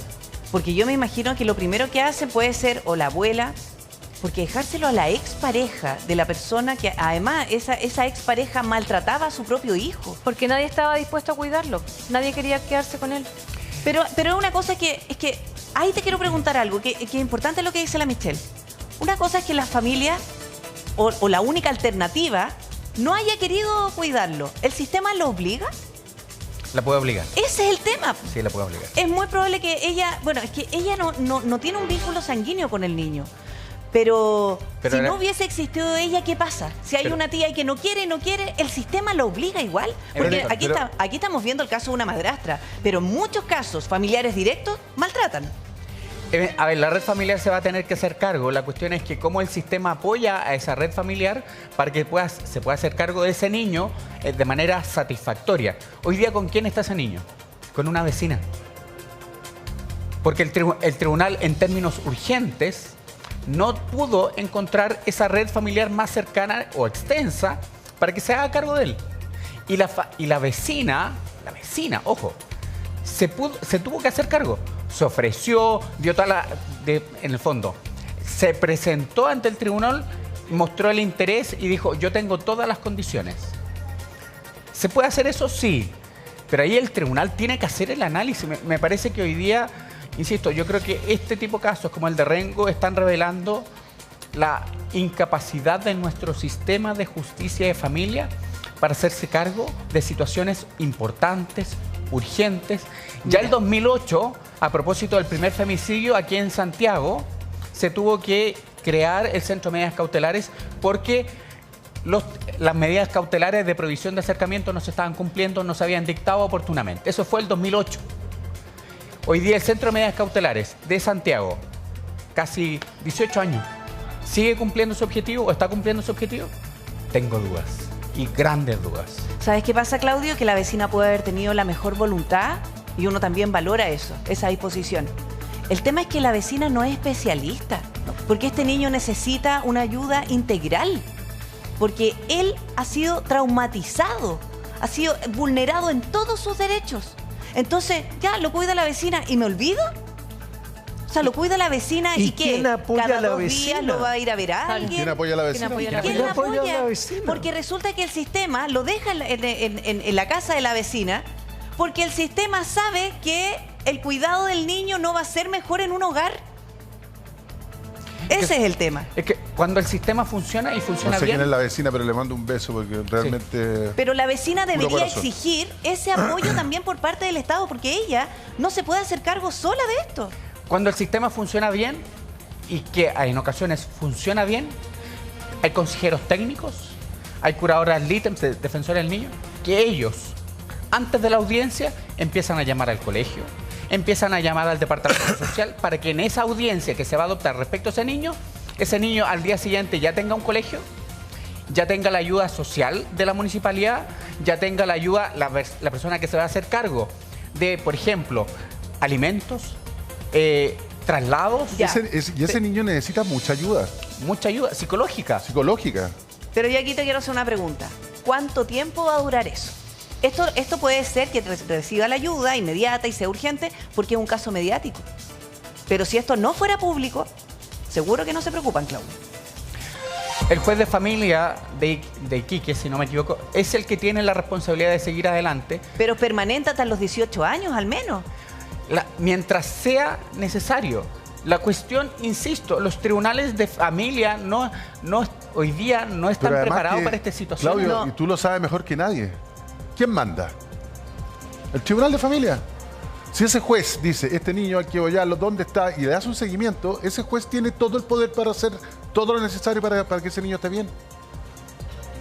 Ya, pero rápido, es que, en serio, yo entiendo la rabia de ustedes, pero las personas que se están enfrentando con tribunales de familia con situaciones graves y urgentes, lamentablemente no le está llamando la atención la falta de acción del sistema. Les cuento otro caso. Juzgado de familia de Coquimbo, cambio de cuidado personal de la madre al padre. Sí, audiencia, se escucha a la niña. A mediodía, no hubo ni la jueza, ni la defensora de la niña, se quedó a entregar la resolución. Lo importante que significaba el cambio del cuidado personal de esa niña. ¿Por qué? Nadie salió. ¿Sabes cómo nos enteramos nosotros? Y porque insistí en Coquimbo. La funcionaria de Ventanilla imprimió la resolución. Leímos la resolución. Estaba el papá, la mamá, la niña. ¿Ustedes creen que la consejera técnica del tribunal salió a darnos la noticia? La defensora de la niña salió. Escucharon a la niña y se fue. La jueza de familia salió. No, ninguno de los tres. Ninguno de los tres. ¿Qué creen ustedes que se generó en la antesala del Tribunal de Familia? Desastre. Un desastre. Un desastre. Un desastre. Y nadie, durante las 2 horas que estuve ahí, nadie se dignó a bajar a dar una explicación. Ni la jueza familia presidente, ni la consejera técnica, la defensora de la niña llegó y se fue. Así funciona el sistema en situaciones graves e importantes. Entonces, lo siento, no me llama la atención lo que pasó en Iquique. Eso es lo indignante. El tema es que en Chile hay un sistema. El tema es que lo echan a andar personas. Los sistemas. Lo echan a andar personas. personas que pueden tener buena voluntad, mala voluntad, mediana voluntad. Y quedamos al arbitrio de esas voluntades. Porque aquí hubo un sistema. Un tribunal de familia, que tuvo una sentencia, que escucharon a las partes, que todo... Pero parece que a nadie le importó. Parece que no era relevante para las personas que tienen que echar a andar un sistema. Entonces, yo cuando digo, siempre repito esta frase, de que Chile atraviesa una crisis moral, todas estas cosas como que van alimentando esa opinión, fíjate. Y aquí, más insólito es, aquí estamos hablando que esto fue en el juzgado de garantía, ¿no es cierto?, donde queda en prisión preventiva la madrastra. ¿Ustedes creen sinceramente que lo que está pasando por la vía penal se va a comunicar con la justicia de familia y van a tener reuniones de coordinación, o el consejero técnico va a llamar a la defensora o a la fiscal para ver las medidas y para que no nos tomemos, oye, préstame la entrevista video grabada, porque yo utilizo no utilizo la entrevista video grabada, utilizo la sala GESEL, que es en juzgado de familia? ¿Ustedes creen que existe esa comunicación, esa coordinación? Yo quisiera creer que sí. No la existe. No la existe. Y por lo tanto ustedes pueden enfrentarse a que una decisión en un juzgado de garantía que adopta un fiscal respecto al maltrato habitual va a ser completamente inconsistente con lo que dicta un juzgado de familia. Y más grave aún, en Santiago, que tenemos centros de medidas cautelares y juzgados de familia, podemos ver situaciones en que el centro de medidas cautelares, conociendo la situación de un niño, toma medidas contradictorias con lo que dicta un juzgado de familia que tenía la causa ordinaria. Ese es el problema, que uno ve a diario. Entonces las personas que nos están viendo van a los juzgados de familia, hacen fila en los juzgados de familia, no les extraña, no les va a extrañar, porque así funciona el sistema. Es que el sistema no funciona, porque estos sistemas no conversan. A mí me llama mucho la atención que Carabineros, por ejemplo, no sepa que va a un domicilio en donde vive un niño que ha sido vulnerado en sus derechos y que está con medidas de protección. Partiendo por eso. Es que no hay seguimiento. Hoy día el sistema no tiene seguimiento respecto a las medidas de protección. Depende mucho de la voluntad. Hay consejeras técnicas que realmente tienen vocación y hacen su pega espectacular. Y son las consejeras técnicas las que nos están citando audiencias especiales de seguimiento y citan a las partes.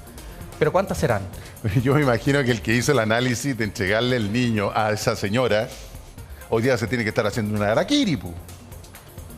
O sea, no puede seguir trabajando en el sistema. Porque eso fue el año pasado. Se hace un análisis. Entonces, el papá del joven lo maltrataba, entonces pásenme al niño para acá, dice el sistema. O sea, ¿quién es el más adecuado? Porque esto es así como a la rápida, lo voy a hacer yo. ¿Quién es el más adecuado? Ah, usted, señora, tome. Le entrego a este niño de 12 años, 11 años, para que usted lo cuide, porque usted es la más adecuada, según mi análisis. Yo me imagino que el señor tiene que estar despedido. Haya sido juez, haya sido quien sea, hizo pésimo su trabajo, po. Es que... O sea, porque... ¿sabes lo que pasa? Ese es otro tema, querido Claudio. Acá... te las lleváis peladas si trabajáis en el aparato público. Por eso hacen lo que quieren. Te las lleváis peladas. ¿Quién hizo el análisis de que el mejor tutor para ese niño era la madrastra? Alguien tiene que haber firmado. Esto se firma, ¿no? Ya, vamos a buscar la firma, po. Y ese señor, o sea, incompetente, po.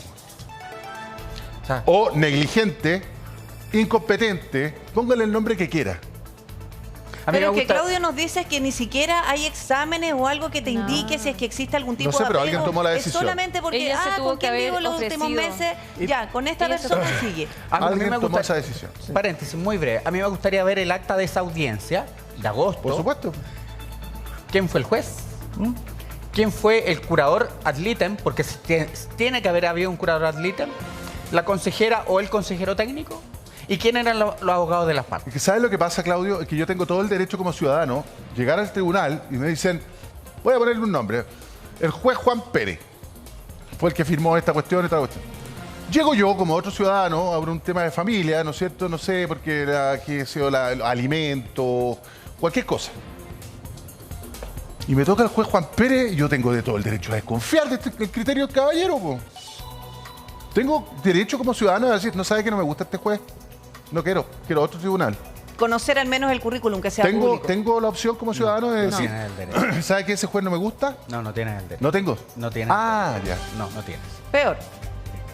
No, en, no ningún tienes. ¿Cachai o no caso, en cachai? ningún caso tenemos el derecho. Tengo a todo el elegir derecho. Uno no puede elegir el tribunal, uno no puede elegir el juez. No está bien, Lo que pero... uno puede esperar legítimamente y válidamente como ciudadano es que ese juez se tome en serio su pega y haga la pega. Averigüe y tome una decisión respecto si va a otorgar el cuidado personal. ¿Qué es más importante, doctor? ¿Qué es más importante que otorgar el cuidado personal de un niño? Porque no solamente llevarlo al colegio, todos los cuidados médicos que debe tener ese niño. Los cuidados diarios. ¿Tú sabes quién paga los costos de esas decisiones? Primero, el niño.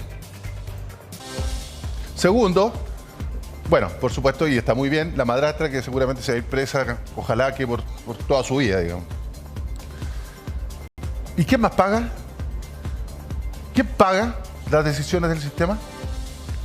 ¿Quién paga las malas decisiones del sistema? ¿Quién le paga la cuenta a ese niño? Por eso. De los problemas que va a tener en el ¿Quién futuro. paga las malas decisiones del sistema? ¿Quién las paga? Pagamos ya. Nadie. Doctor. Una observación, Repe. El problema es más profundo todavía. Una de las cosas que hemos aprendido cuando hay errores, por ejemplo, en el campo de la medicina, que habitualmente no hay un solo error, sino que hay una cadena de errores.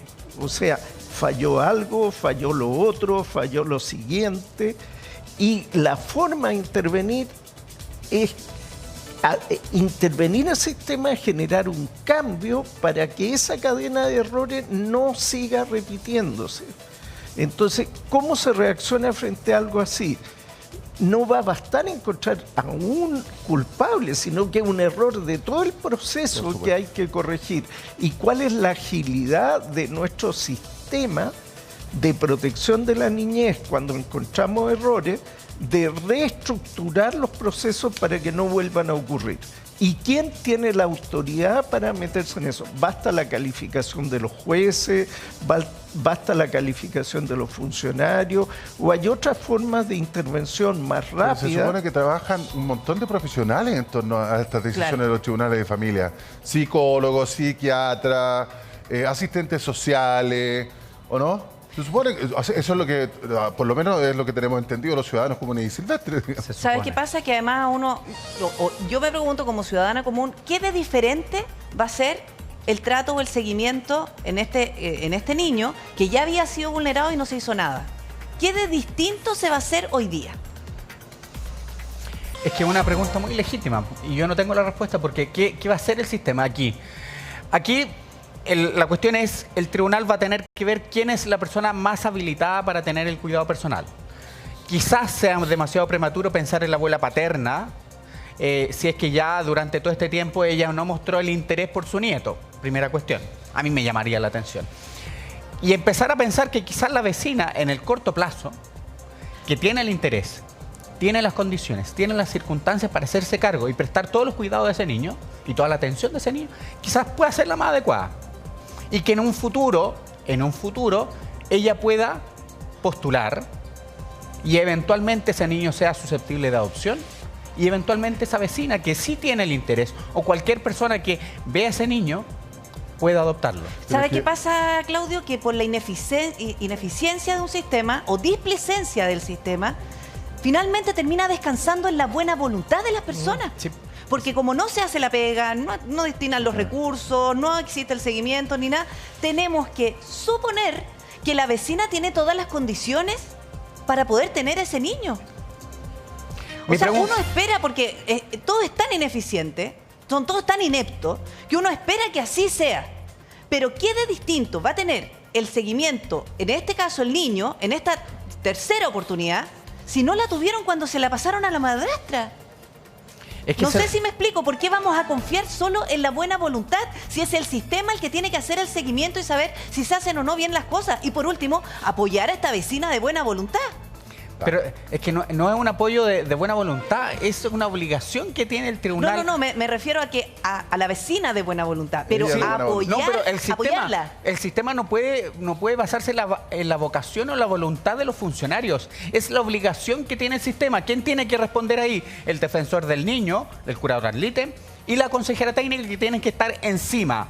No llama, no viendo, citemos una audiencia en los próximos 60 días para ver cómo avanza. No, tiene que estar llamando a la criatura, tiene que estar viendo si es que fue al colegio. Y se tiene que entrevistar con el niño. Pero obvio. Porque este niño cuando llegó Carabinero, ¿lo vio Carabinero? El Estado está lleno de Es que asistentes sabes que sociales, finalmente pues, nosotros estamos viendo videos. ¿Qué pasa si los celulares ahora no tuvieran video? ¿Qué pasa? No nos enteraríamos de nada. Probablemente esto, y solamente estamos viendo algunos, pero esto debe haber sido la prueba para que le creyeran en la denuncia a la persona que finalmente termina denunciando. ¿Tú sabes cómo nos hubiésemos enterado sin estos videos? Con el niño en la sala de urgencia a punto de morir. O probablemente tarde. No esperamos. O perdido, sí. o porque se escapó. Claro. Así nos hubiésemos enterado. Porque se escapó. Básicamente lo que pasó en Rengo. La persona hizo una denuncia por secuestro. La persona que estaba maltratando. Realmente es el mundo máxima, es el mundo al revés. El mundo al revés. Doctor. La pregunta que plantea la Priscila tiene un punto clave. Si una familia quiere acoger a este niño y cuidarlo, tiene la mejor voluntad, lo evalúan y está bien, ¿quién apoya a esa familia? Eso es lo que... ¿Por qué? Porque los niños que viven esa situación a veces, desgraciadamente, tienen ciertas secuelas que pueden afectar la vida interna del hogar de acogida, la convivencia con los otros hijos, pueden haber roces y no puede ser tratado como un advenedizo, sino como un hijo más. Sí. ¿Quién da el apoyo?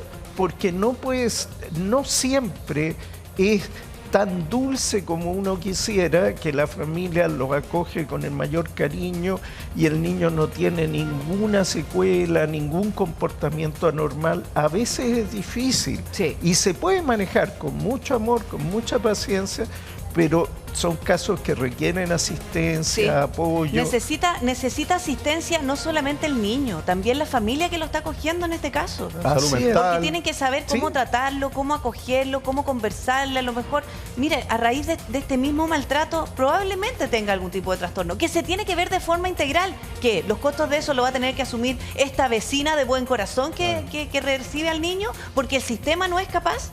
Si a eso voy, porque el sistema inepto, ineficiente, insensible, finalmente descansa en la buena voluntad de las personas. Hay casos, por ejemplo, hubo una comunidad en un distrito en Estados Unidos que se dedicaron a adoptar niños con problemas. Pero habían niños, por ejemplo, este niño lo hacían dormir en el patio. Habían niños que no aceptaban bañarse, le tenían miedo al agua. ¿Y cómo lo hace? Para poco a poco irlo convenciendo que se lavara, que el agua no era peligrosa. ¿Qué tipo de efecto puede tener en un adolescente estos malos tratos? Y a veces uno no lo piensa. Y eso necesita asistencia médica, de profesionales, psiquiatras, probablemente medicación. Un montón de cosas que la familia nueva o la gran voluntad de esta familia muchas veces no puede absorber. Porque, digámoslo, educar a un niño en Chile es carísimo. Muy qué horror lo que estoy diciendo, porque lo estoy diciendo como a secas, digamos, pero en el fondo es un costo para una familia muy importante, porque uno siempre quiere a un niño darle lo mejor. Un buen colegio, buena comida, una ropa que esté bien, tiempo libre para el niño. O sea, lo que corresponde, digamos. O sea, todo lo que uno quiere entregarle a un niño, eso implica una carga para una familia que se va a hacer cargo de eso. O sea, así es. Yo realmente veo las imágenes y qué angustia. Qué angustia la vida de ese niño todas las veces que llegaron carabineros pensando que era su momento. ¡Ay, por Dios! Que era su momento de irse de ahí. Que lo iban a salvar de ahí, que lo iban a sacar de ahí. Y los carabineros escucharon a la señora, le creyeron a la señora, ni siquiera le preguntaron a él y se fueron. Imagínense ese niño, lo que pensó, lo que pasó, porque no estamos hablando de un día, fueron semanas, meses. Que pasó ahí. Entonces, miren, lo tenía limpiando el auto, lo tenía barriendo, echado en el piso. Cuando uno dice le están poniendo mucho, situación de esclavitud, es eso. Lo tenía absolutamente esclavizado, maltratado, haciendo labores serviles, realmente realmente es una persona, cuando uno dice es un desgraciado, aquí califica por así completo. Peor que es una criminal. Porque si el niño sobrevivió a ese maltrato, es de milagro. Yo te quiero preguntar si ella está en este minuto acusada de entiendo maltrato que es habitual. homicidio frustrado reiterado. No, homicidio frustrado y maltrato habitual. Son 2 delitos. ¿Ya? 2 delitos. ¿A qué se arriesga? 5 años. No, te puedo creer. 5 años. Pero 5 no años con irreprochable conducta anterior, porque no tiene condena, anterior. entonces es muy probable que va a terminar en 3 años, Pero firma, es que ¿cómo firma no? mensual. No, pero a ver. No creo que tenga más de 5 años. Cuando tú dejas a un niño 3 días sin agua, lo estás matando. No hay otra lectura. Ahora, falló el tiro, porque el niño sobrevivió, pero falló el tiro. Pero que ella disparó. Además es un niño. ¿Cómo no va a hacer eso un agravante? No es lo mismo un homicidio frustrado de un adulto que el homicidio frustrado de un niño con alevosía y premeditación. O sea, por favor, 5 años. Pero Repe, espérate. A ver, si quieres tengo la teoría, entre 10 y 15 años. Pero después por buen comportamiento, 2 años va a estar fuera. No. Después de lo que acaba de hacer. No se va a terminar firmando. Si quieres, es probable que ella termine firmando. Si quieres te respondo como profesor de Derecho. Puede estar entre 10 y 15 años porque la pena probable. En la práctica esa persona no va a ser condenada más allá de 5 años. Y me cabe la duda si es que va a estar 2 años. Luego de torturar, porque acá los delitos no se pueden ver como un titular. Tenéis que darle la bajada. Oye, porque acá hay un homicidio frustrado, sí, pero con tortura. Dime que no fue torturado ese niño. No cabe duda. Esa es una tortura la que está viviendo. Espérate, y yo me pregunto también... Con flagelación, además, porque le pegaba. ¿Ella tendrá hijos? ¿Ah? ¿Ella tendrá hijos propios? No sabemos. Ojalá que no. ¿O ha maltratado o ha torturado a otra persona? No lo sabemos. Pero ¿sabes qué, Michelle? Es importante considerar si es que parte de su defensa es su estado psicológico o psiquiátrico. No. ¿Sabes por qué? Porque es muy probable que su defensor apele a eso, Claudio. No, pero a ver, sí puede apelar, pero aquí los tribunales penales ya están bien es que una persona curtidos respecto a eso. Una persona que es capaz de hacerle eso a un niño no está bien psicológicamente. No puede salir a la sociedad. Es que tan mal funcionó el sistema, es que ese niño debió haber estado en un programa de reparación de maltrato porque venía saliendo de una situación de violencia intrafamiliar respecto al padre, entiendo. Por lo tanto, ese niño... No es que se haya adoptado una resolución, no, es que los tribunales, porque ya me están mandando algunos mensajes, algunos queridos tribunales, me están mandando, no, es que ese tribunal no tiene ninguna supervisión. Sí, tienen supervisión, porque si ese niño venía saliendo de una situación de maltrato, debió haber estado al menos en un programa PRM. El programa PRM tiene que dar informe al tribunal cada 60 días. Si es que, o 90 días en el peor de los casos. ¿Qué significa ese programa? PRM, yo quedé colgado. Es un programa de reparación de maltrato que los tribunales tienen que derivar a estas organizaciones que trabajan con el Ministerio de Justicia, etcétera, y que reciben fondos en que tienen psicólogos, asistentes sociales que tienen que revisar la situación y emiten informes. Que ese mismo programa debió, por ejemplo, haber ido a visitar al niño. Por ejemplo. Para hacer un informe cada 60 días. Cada 60 o 90 días. Pasaron 3 informes que no se entregaron. Yo quiero preguntar si es que hubo un PRM. Ya, pongámosle, no fue un PRM, programa de reparación de maltrato, fue un DAM, un diagnóstico ambulatorio, fue a otro programa. Ese niño tiene que haber estado en un programa derivado por ese tribunal. Y esos programas, en algunas regiones, tienen lista de espera. Ok. Pero el tribunal, si es que no ingresa a esos programas especiales, tiene una norma en la ley de tribunales de familia en que los puede hacer ingresar por una vía extraordinaria, con urgencia. Tengo una pregunta, profesor. Cuente. ¿Los niños vulnerados en derechos tienen un defensor penal público también? Un curador ad litem. ¿Ah? Un curador ad litem, que se llama. Un defensor. Ya. Es un defensor que tiene que velar por los derechos. Generalmente... ¿Y ese defensor, este niño lo debe haber tenido entonces? Ese defensor, si no me equivoco, en todas las regiones dependen de las corporaciones de asistencia judicial. Hoy día en paro, hace mucho rato, que tienen muchos niños y en muchos casos hay excelentes curadores, Pero hay algunos que entrevistan a los niños, ¿saben cómo? Vía Zoom. Vía Zoom. ¿Ustedes creen que ese niño ya tenía defensor? Le pidieron a la madrastra, voy a entrevistar... ¿Se puede conectar el niño, me por lo favor, puede con la conectar madrastra vía al lado? Zoom?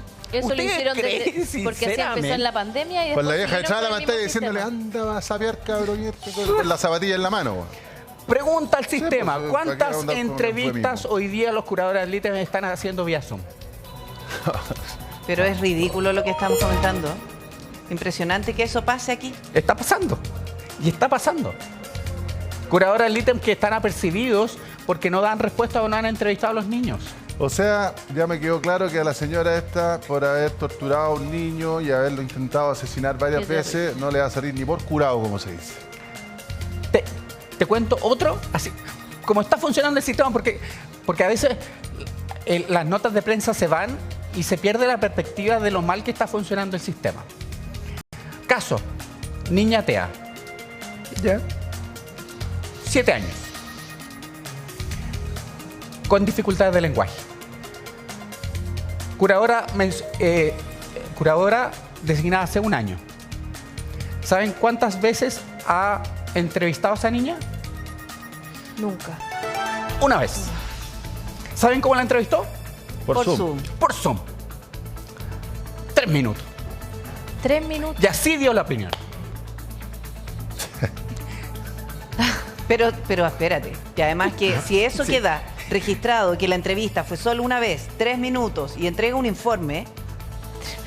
es porque el sistema también le permite que ella haya entrevistado por Zoom 3 minutos y entregue un informe. Y con esa cara... ese informe poco serio sea validado. Ya, pero había una jueza que andaba fallando causas en Chile desde Italia. Y con esa cara se presentó en una audiencia a dar la opinión de su representada. No puede ser. Así liviana de cuerpo. Entonces, ¿qué pasa? Yo me he ido de queja a la corte, pero no todos los abogados se van de queja a la corte por actuaciones de tribunales. ¿Por qué? Yo me preguntaría, ¿cuántos abogados de la Corporación de Asistencia Judicial se han ido de queja a la corte por actuaciones de jueces de familia? ¿Cuántos colegas se han ido de queja a la corte por actuaciones de jueces de familia? Porque yo me imagino que después es como dispararse en los pies. Es dispararse en los pies. No te debe llevar mal con el juez, po. Claro. Que al final son siempre los mismos que ven las causas. Y después, y si que me quejé contra un juez y después tengo un caso con ese mismo juez, voy a salir para atrás. Yo he tenido que inhabilitar a jueces. Porque es evidente que... reconozco, no soy simpático en ocasiones. Menos en audiencia. No me quieren. Ok, lo puedo reconocer. Pero hay jueces en que derechamente hacen mal la pega. Hay juezas de familia y jueces de familia que lo hacen espectacular. Pero hay otras en que derechamente no lo están haciendo bien. Y en un caso, partió la audiencia y le dije, magistrado, voy a tener que pedir la recusación. ¿Pero por qué? La recusación es cuando uno pide la inhabilitación. Porque por esta razón, por esta razón, por esta razón. Ah, ok.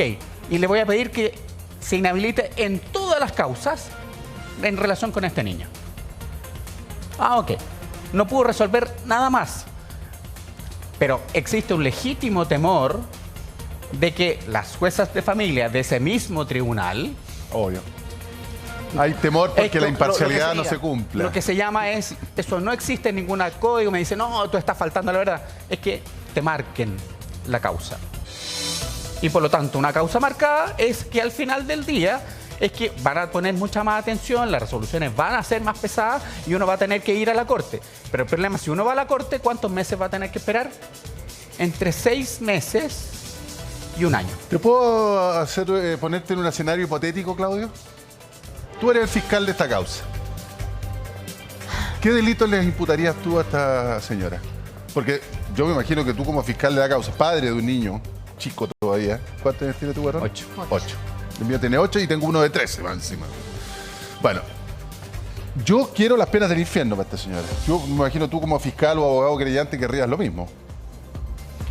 ¿Qué delitos le imputarías tú a esta señora? Aparte de lo que ya los tienen imputados.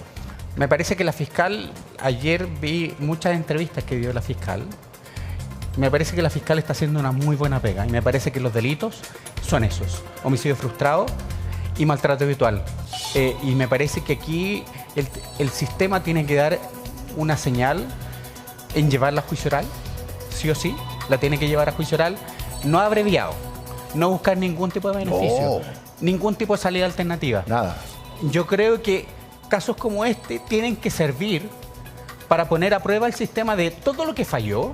Eso es lo que uno espera. De todo lo que falló y de por qué llegó ahí, porque eventualmente un juicio oral va a servir no solamente para lo que falló respecto a la madrastra, sino lo que falló en todo nuestro sistema proteccional de personas, ojo, que no hicieron su pega para que ese niño hubiera sido puesto en esa condición de riesgo y de vulneración. Porque el sistema, para estos efectos, fue el gran vulnerador de ese niño. Yo, de ahí mira, tengo muchas preguntas que hacerte. Ordénalas. Sí, porque me parece que no es la madrastra la única responsable. Yo también lo creo. Aquí hay que empezar a buscar responsabilidades en el sistema también. Yo también lo creo. Digamos, penales. Eventualmente. Eventualmente penales. Pero, a ver, ¿ella es madrastra? ¿Ya no? No. ¿Por qué estoy haciendo la pregunta? Porque no sería parricidio frustrado si es que ella estuviese casada con el papá, y ahí cambia. Yo según entiendo, el parricidio es mucho más gravoso que el homicidio. Sí, tratándose de un niño, me parece que las agravantes van a ir igual. ¿Hay agravantes por homicidio frustrado a un menor?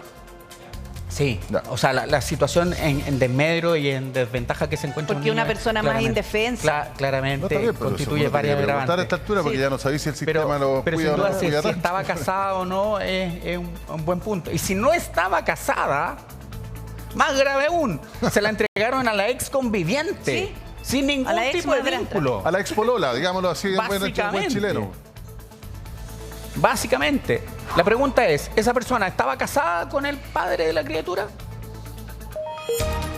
Hay demasiadas, insisto, hay demasiadas preguntas que yo creo que para el reportaje de prensa ¿estaba casada?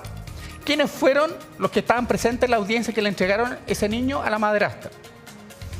Juez, consejero técnico, defensor del niño, abogados, si es que hubo abogados, porque muchas veces se resuelve con el consejero técnico, con el curador ad litem solamente. Dos patadas. ¿A qué programa se derivó ese niño? Si se hizo seguimiento, los informes que se despacharon de ese niño, quiénes fueron los profesionales que estuvieron a cargo de esos informes, asistente social y psicólogo, quiénes fueron los carabineros a propósito de las denuncias. Me gustaría saber cuántas denuncias hubo, quiénes fueron los carabineros que hubo. ¿Y cómo se adoptó ese procedimiento? No, más grave aún. Si esos carabineros cuando fueron a la casa hicieron el llamado que tendrían que haber hecho a la jueza de familia de turno o juez de familia de turno. ¿Y quién era el juez de familia de turno que le respondió por teléfono respecto de esa medida? No hablar solo con la mamá. Ver al niño. Ver cómo estaba el niño. Pero muchas juezas de familia que hacen su pega, he sido testigo directo de eso, juezas de familia que hacen su pega, piden hablar con los niños. Porque el carabinero pesca su celular, llama a la jueza de familia de turno, le dice, jueza, mire, tengo esta situación, estoy aquí, no delante de la mamá, salen, tengo esta situación, etcétera, y a cualquier hora, tengo esta situación. Ya, ok, ¿qué edad tiene, etcétera, en qué condiciones está? El niño, ¿qué edad tiene? 14 años. Me gustaría hablar con el niño. ¿Dónde estás hablando? No, estoy hablando. Sal de ahí y piden hablar con el niño. Entonces hay tantas interrogantes desde agosto hasta hoy día que no tienen respuesta y que los reportajes no han profundizado en que yo creo que es útil hoy. En la investigación. La investigación. Sí. No solamente por la investigación de prensa, sino la investigación de las responsabilidades. Sí. No solamente la investigación que tiene que ver con la ex madrastra. Es cómo actuó el sistema, quiénes hicieron oídos sordos, quiénes no hicieron la pega, y todo eso es relevante. Porque así como ocurrió con este niño, quizá en cuántos casos más. A los hábiles reporteros de Iquique, vayan a la Corte de Apelaciones de Iquique y pregunten quién es el ministro visitador de ese juzgado de familia de Iquique. Y pregunten si es que hoy día ese ministro visitador de la Corte de Apelaciones de Iquique está ya en el juzgado de familia de Iquique pidiendo la información. Ya, ese es el primer responsable. ¿Cuál era el rol del juez visitador? El ministro visitador tiene que revisar las actuaciones de ese tribunal. Si ya tiene una denuncia pública para estos efectos sobre lo que funcionó mal en ese tribunal, ese ministro, son las 10, quizás ya está en sala, pero a la 1 de la tarde debiera ir al juzgado de familia Iquique, que creo que queda más incómodo que ministro en visita, como dice cruzando el edificio, es ir y empezar a preguntar, quiero que me abran esa causa, quiero ver la acta. ¿Qué falló? ¿Qué falló? Lo que pasa es que cuando ya ese niño ha estado en el sistema y todas las decisiones que se toman terminan en catástrofe, porque eso es lo que estamos viendo acá, una catástrofe, en el manejo de la vulneración de un niño o en el manejo de un niño vulnerable, que ya había objeto de maltrato. Por ende, entró al sistema y el sistema tomó las decisiones que consideró en su digamos, profesionalismo, en su sapiencia, en todo lo que él toma las decisiones que considera las mejores para el niño vulnerado y termina una catástrofe. Bueno, ¿qué falló entre medio? Alguien tiene que asumir una responsabilidad. No puede ser como, ay, vamos contra la madrastra nomás. No. No. A ver. Este niño terminó con esa madrastra intentando asesinarlo porque ustedes no hicieron bien la pega. Entonces, ¿quién va a pagar aquí el platito roto? Pero no solo eso el sistema judicial. Sí. Pero ¿qué pasa con el sistema educacional? Porque se está vulnerando el derecho de educación del niño. Y ahí tampoco se hizo nada. ¿Qué pasó en ese colegio? ¿Quién era el profesor o profesora jefe? ¿Alguien llamó a la casa? Cuenta? ¿Llamaron a la casa? Y si no fueron a la casa. Es que ni siquiera eso. Si estaba en un programa, ojo, si estaba en un programa con el PRM, Programa de Reparación de Maltrato, que fue derivado del Tribunal de Familia, ese PRM tiene que pedir los informes educacionales. Con mayor razón. Con mayor razón. Sí. En serio. A ver, para que me entiendan bien. Toda la razón. Desde el año 2008, durante varios años fui asesor del Poder Judicial de tribunales de familia. Estuve adentro del sistema. Después fui director de la Corporación de Asistencia Judicial, cuya la mayor cantidad de causas que tiene la Corporación de Asistencia Judicial son de familia. Fui profesor en materia de familia. Ahora litigo en materia de familia. Conozco el sistema desde adentro, de afuera, de todas las posiciones. El sistema puede funcionar perfecto. Pero para eso, cada persona tiene que hacer su pega y la tiene que hacer en el momento. Ya. O sea, el sistema tiene los mecanismos adecuados. Tiene los protocolos, tiene la forma, tiene todo. O sea, si tú vas a la orgánica de las leyes de familia en Chile, tú vas a ver que está todo ordenado. Es asistencia social, psicólogo, colegio, todas las... Pero ¿por qué no se hace? Porque la otra que mucha gente parece es que no hay recursos. No hay recursos, viejo. Nos falta gente, no tenemos. Incluso ahí ¿faltan recursos? ¿Falta gente? ¿Falta protocolo? ¿O ya es un tema de seres humanos que no hacen bien su trabajo? Me parece que respecto a curadores ad litem, que son los defensores de los niños, faltan recursos, sin duda. Sin duda. Yo creo que ahí faltan lucas y yo creo que el Ministerio de Justicia es el principal responsable para ponerle presión al sistema para que los niños sean adecuadamente defendidos. Sí o sí. Así como los delincuentes tienen los defensor penal público, los niños debieran tener un defensor de la misma o mejor calidad. Un sistema de la mejor calidad. Yo creo que ahí está fallando el sistema. Pero en términos de tribunales de familia, los tiempos, la ley, las personas podrían hacerlo bien. El ejemplo que yo les puse del caso que vivía en Coquimbo hace mes y medio. No hace 4 años, hace un mes y medio. ¿Qué falló ahí? Falló la jueza presidente, que fue incluso la que conoció el tribunal, no tengo ningún problema de decirlo con todas sus letras, porque voy a presentar la queja respectiva. La consejera técnica, la defensora. En serio, hay cámaras, yo no estoy mintiendo, hay cámaras de ese tribunal en la cual la defensora, yo le fui a decir, oye, ¿y no te vas a quedar hasta que salga la resolución? No. Y se fue. La persona en la ventanilla no informó. Y no imprimió ni la entregó. Y porque se la pedimos y se la insistí. Entonces, ¿qué falló ahí? Fallaron las personas. Las personas, no el Fallaron sistema. Las personas. O sea, por eso te hacía la pregunta, porque el sistema está. Con déficit, pero está. Pero está. Se ha trabajado más de una década para esto. Es un problema de voluntad. Sí, pero es que si no lo hacen, también uno supone que habrá sanciones, habrá o hasta incentivos para que hagan bien la pega, pero no hay nada. A nadie le importa si están o no están en la audiencia o si se van antes de la audiencia. O sea, a nadie le importa. Hacen lo que quieren. A nadie le importa. Y si eso lo llevas, es que tú subes al superior jerárquico, que es la Corte de Apelaciones, esas causas se van a ver en 6 meses. El daño ya está hecho. El daño ya está hecho. Y las Cortes de Apelaciones, se los planteo de otra forma para que ustedes entiendan cómo funciona el sistema. Cuando una persona está presa, tiene preferencia de la vista en las Cortes de Apelaciones, ¿no es cierto? Claro. Lo hemos visto en el caso de Katy Barriga, lo hemos visto en Jorge Valdivia, en que las causas en la Corte se ven a la semana siguiente o a las 2 semanas siguientes, ¿cierto? Bueno, las causas proteccionales de materia de familia, ¿tienen la misma preferencia? No. No la tienen.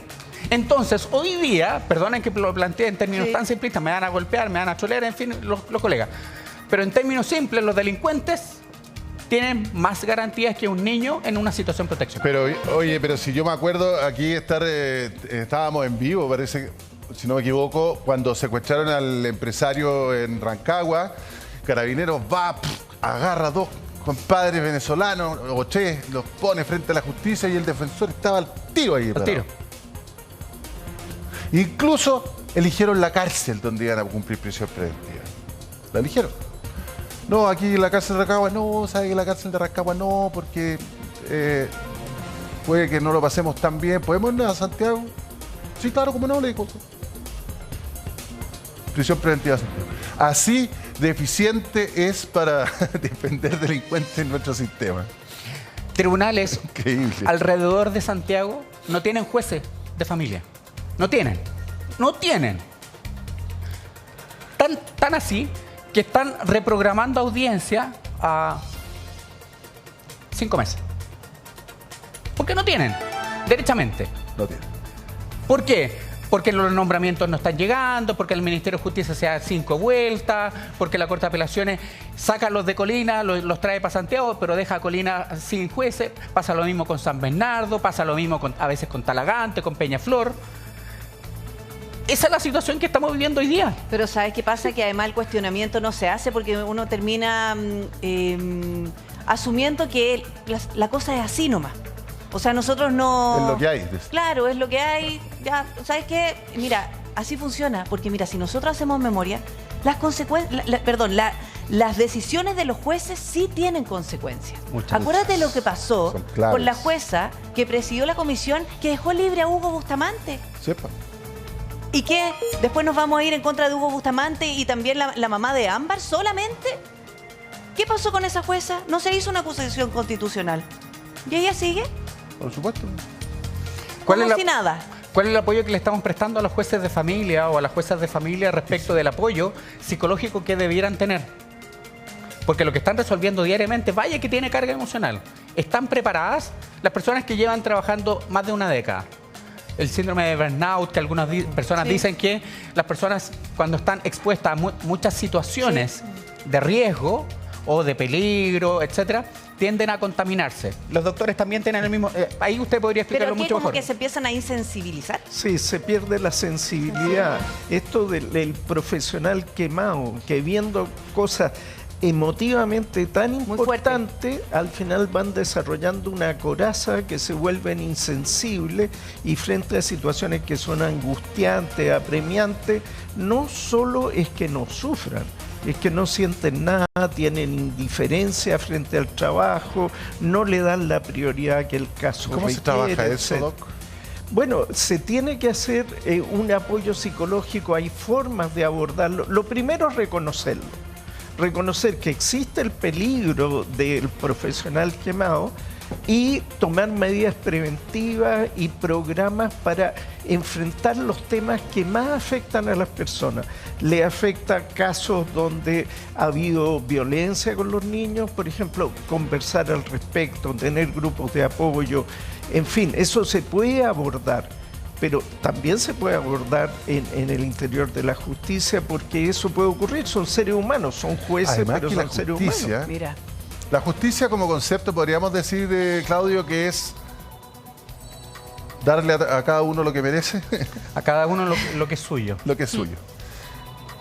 Las decisiones judiciales son demasiado relevantes. O sea, yo sé que estoy diciendo una obviedad, Pero por ejemplo, en temas de familia... Le cambian la vida. Le cambian la vida. O sea, en términos de familia puede ser que veas más o menos a los niños, o que derechamente no los veas, o Por que eso. tengas que, no sé... Te marca. Por eso que es tan importante que te toque un juez criterioso. Y por eso es tan importante que no pierdas la sensibilidad. Que no pierda la sensibilidad. La pregunta entonces es, ¿el Poder Judicial está tomando medidas respecto de esto? Porque la justicia de familia lleva más de 15 años. No, mucho más. Va a cumplir casi 2 décadas. ¿Estamos poniendo atención a eso? A que los consejeros técnicos, a que los funcionarios, a que los jueces y juezas de familia estén lo suficientemente preparados y tengan el apoyo necesario para soportar este nivel de estrés, este nivel de presión. Me parece que a veces los errores que pudieron haber pasado en Iquique puede pasar por ahí, en que ya son tan frecuentes las situaciones que ellos ven diariamente. Claro, y que no se involucran en los casos y finalmente termina siendo un papeleo simple. Ya, vamos. ¿Y la próxima audiencia? Uno más. Uno más. Uno más. No más. Termina siendo un número, básicamente. Es un número. La causa número 0345-4. Pero no, pues el niño se llama tanto. El menor de iniciales, pero no, o sea, esto marca la vida de las personas. Esas decisiones tienen consecuencias, para bien o para mal. Y parece por lo que estamos viendo, por esas malas decisiones, termina siendo traumática la consecuencia. Y cuando los niños se enfrentan a un tribunal, chuta que es marca, es terrible. Marca para toda su vida ese primer encuentro. El año 2009, siendo asesor del Poder Judicial, empezamos a trabajar lo que se llamaba la sala Gesell. Cómo se entrevista a los niños en un juzgado de familia. Y en 3 minutos no van a lograr que el niño diga algo. En 3 minutos no va a lograr, quién lo hace. Y se generó todo un movimiento para la sala Gesell.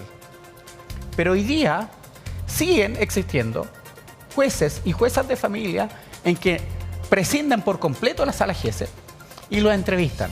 Y hay algunos que he visto, y ojo, lo he visto no hace muchos años, sino lo he visto y me han contado, porque los niños después refieren, en que el juez o la jueza familia está en el estrado y el niño está abajo. No puede ser. O sea, ni siquiera se toman la molestia, en serio, de bajar del estrado para entrevistar y sentarse al lado del niño y preguntarle. Hoy día se siguen haciendo audiencias o entrevistas reservadas vía Zoom. Sí, y sabes que es que no es menor lo que tú estás relatando, Claudio, porque uno se lo imagina y es tan distante cuando el niño necesita contención y el niño necesita sentirse en un ambiente de confianza para saber si cuenta o no cuenta lo terrible que le ha tocado vivir.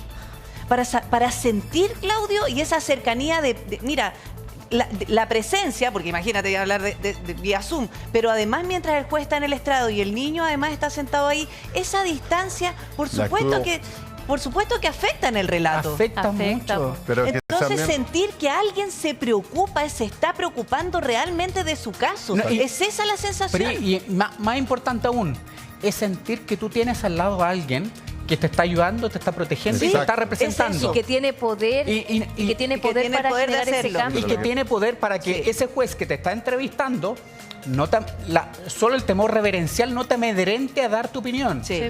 Entonces, cuando lo que tú decías, Repe, hemos visto que el defensor penal público está ahí, al tiro. Si es privado o público, está ahí, al tiro, a la primera audiencia. Incluso piden tiempo para entrevistarlo bien, etcétera. Magistrado, yo no he tenido el tiempo para poder hacer una buena audiencia, así que yo pido la suspensión, deme 48 horas. Para un niño que está aún más indefenso, ¿tenemos el mismo estándar en nuestro sistema? La respuesta categóricamente es no. Y estamos a años luz de tenerlo. Cuando deberían ser por eso... la prioridad. Claro, y por todo eso uno siente, o las personas sentimos que no hay justicia. ¿Sabe por qué se llama la corte? Que hay justicia solamente Michelle? para los delincuentes y para quienes tienen acceso a tener un abogado. Ah, bueno, claro. Bueno, por supuesto. La justicia es igual para todos, aunque más igual para unos que para otros. La justicia está para los delincuentes y para la gente que tiene plata. Sí. Eso es lo que siente la gente, ¿verdad? Se llama corte. ¿Sabes por qué se llama corte? Claudio, tú debes saber. La corte era la corte del rey. Eran los nobles que rodeaban al rey y que, entre otras cosas, tenían a cargo los que podrían ser hoy día ministerios, entre ellos la justicia. La Corte, el nombre Corte, es un resabio del absolutismo monárquico europeo. Entonces las Cortes tienen un estatus distinto, porque imparten justicia. Y está perfecto que así sea. Pero la justicia tiene que ser provista, lo que uno siempre espera, es que efectivamente esa estatua de la justicia con una espada, pero ciega. No lo pudo graficar mejor Quino cuando levantó un poquito la venda de la justicia. Sí. ¿Has visto ese chiste? ¿Estás enojado? No, estaba pensando en esto. Sí, pues la justicia lo ideal es que sea ciega, ¿no? Sorda debería ser también. Más no muda. No. Pero a lo que voy es que muchas veces nuestro sistema... Yo no sé, y esto aquí pido tu opinión, Claudio, porque para ir como un poco al todo. Yo creo que tenemos que revisar nuestro sistema de justicia. No porque tengamos malos profesionales, malos jueces, ni nada por el estilo, sino que porque la justicia nueva que comenzó a implementarse en 2001, si no me equivoco, Claudio. 2001. Justicia penal. Era para un Chile del 2001. Pero estamos en un Chile de 2025 que es harto distinto. Ha pasado mucha agua bajo el puente. Y de repente deberíamos repensar un poquito el... Yo sé que es una reforma, estamos hablando casi, es una reforma al Estado gigante. Como una constitución. Casi. Pero es que nuestros legisladores, para que vean la diferencia, cuando parte la reforma procesal penal dijeron esto tiene que partir gradual. Vamos a partir por La Serena, Coquimbo, el 2001, para ver cómo va funcionando. Parte la reforma de justicia laboral, también vamos a partir gradual para ver cómo va funcionando y los últimos que van a entrar en la región metropolitana y las regiones grandes. ¿Cuál creen ustedes que fue el criterio para la justicia familia? Entremos todos de una vez, así como quedó la escoba el 2008. Así, es que ese es el nivel de prioridad. Me acuerdo que estaba la escoba. Quedó la escoba, si habían audiencia con agendamiento de 1 año y medio. Qué horror. Eso fue el 2007, si tenemos muy mala memoria. Igual que Transantiago el 2007. Todo de una. Yo entro como asesor del Poder Judicial el 2008 venía una nueva dotación y era modificar todo el sistema de gestión de los tribunales. Obviamente no me hice el más popular con los jueces de familia. No, claro.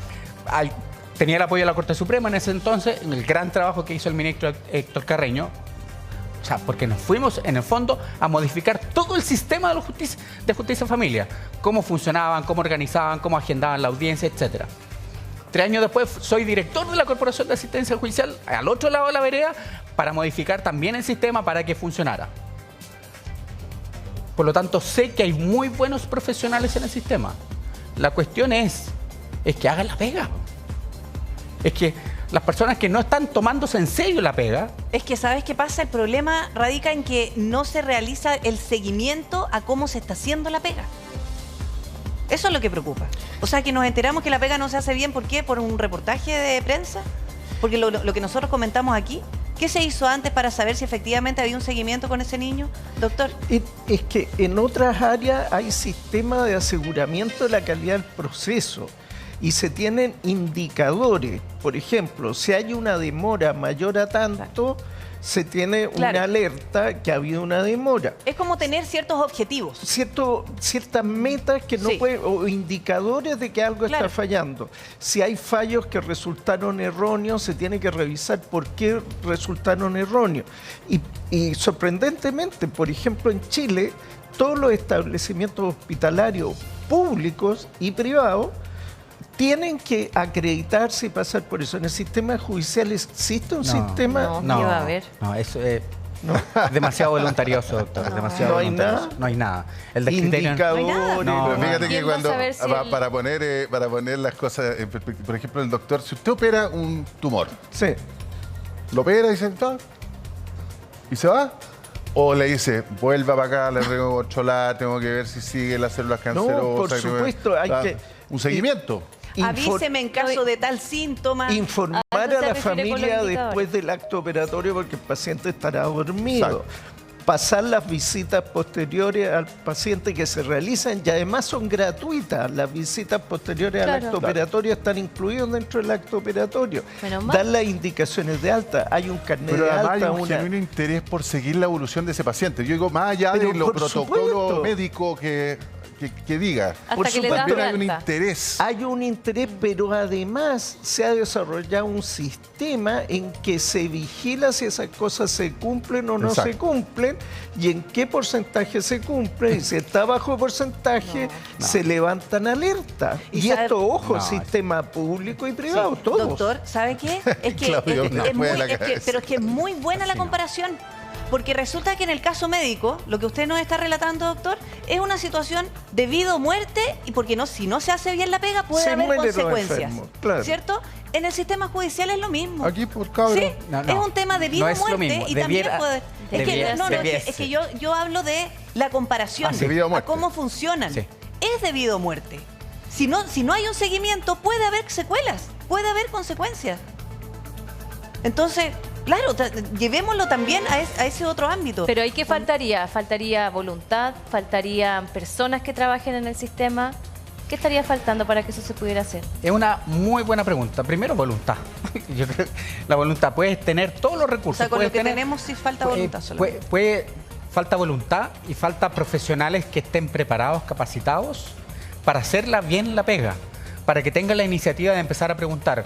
Falta un programa de apoyo de los tribunales de familia, estoy hablando de los DAMS, los que hacen diagnóstico ambulatorio, los que hacen programas de reparación de maltrato, que, ojo, se han hecho muchos reportajes de prensa respecto de esos programas que dependían antes del Sename y que están capturados, algunos capturados políticamente. Pero por supuesto. Y que no están haciendo bien la pega.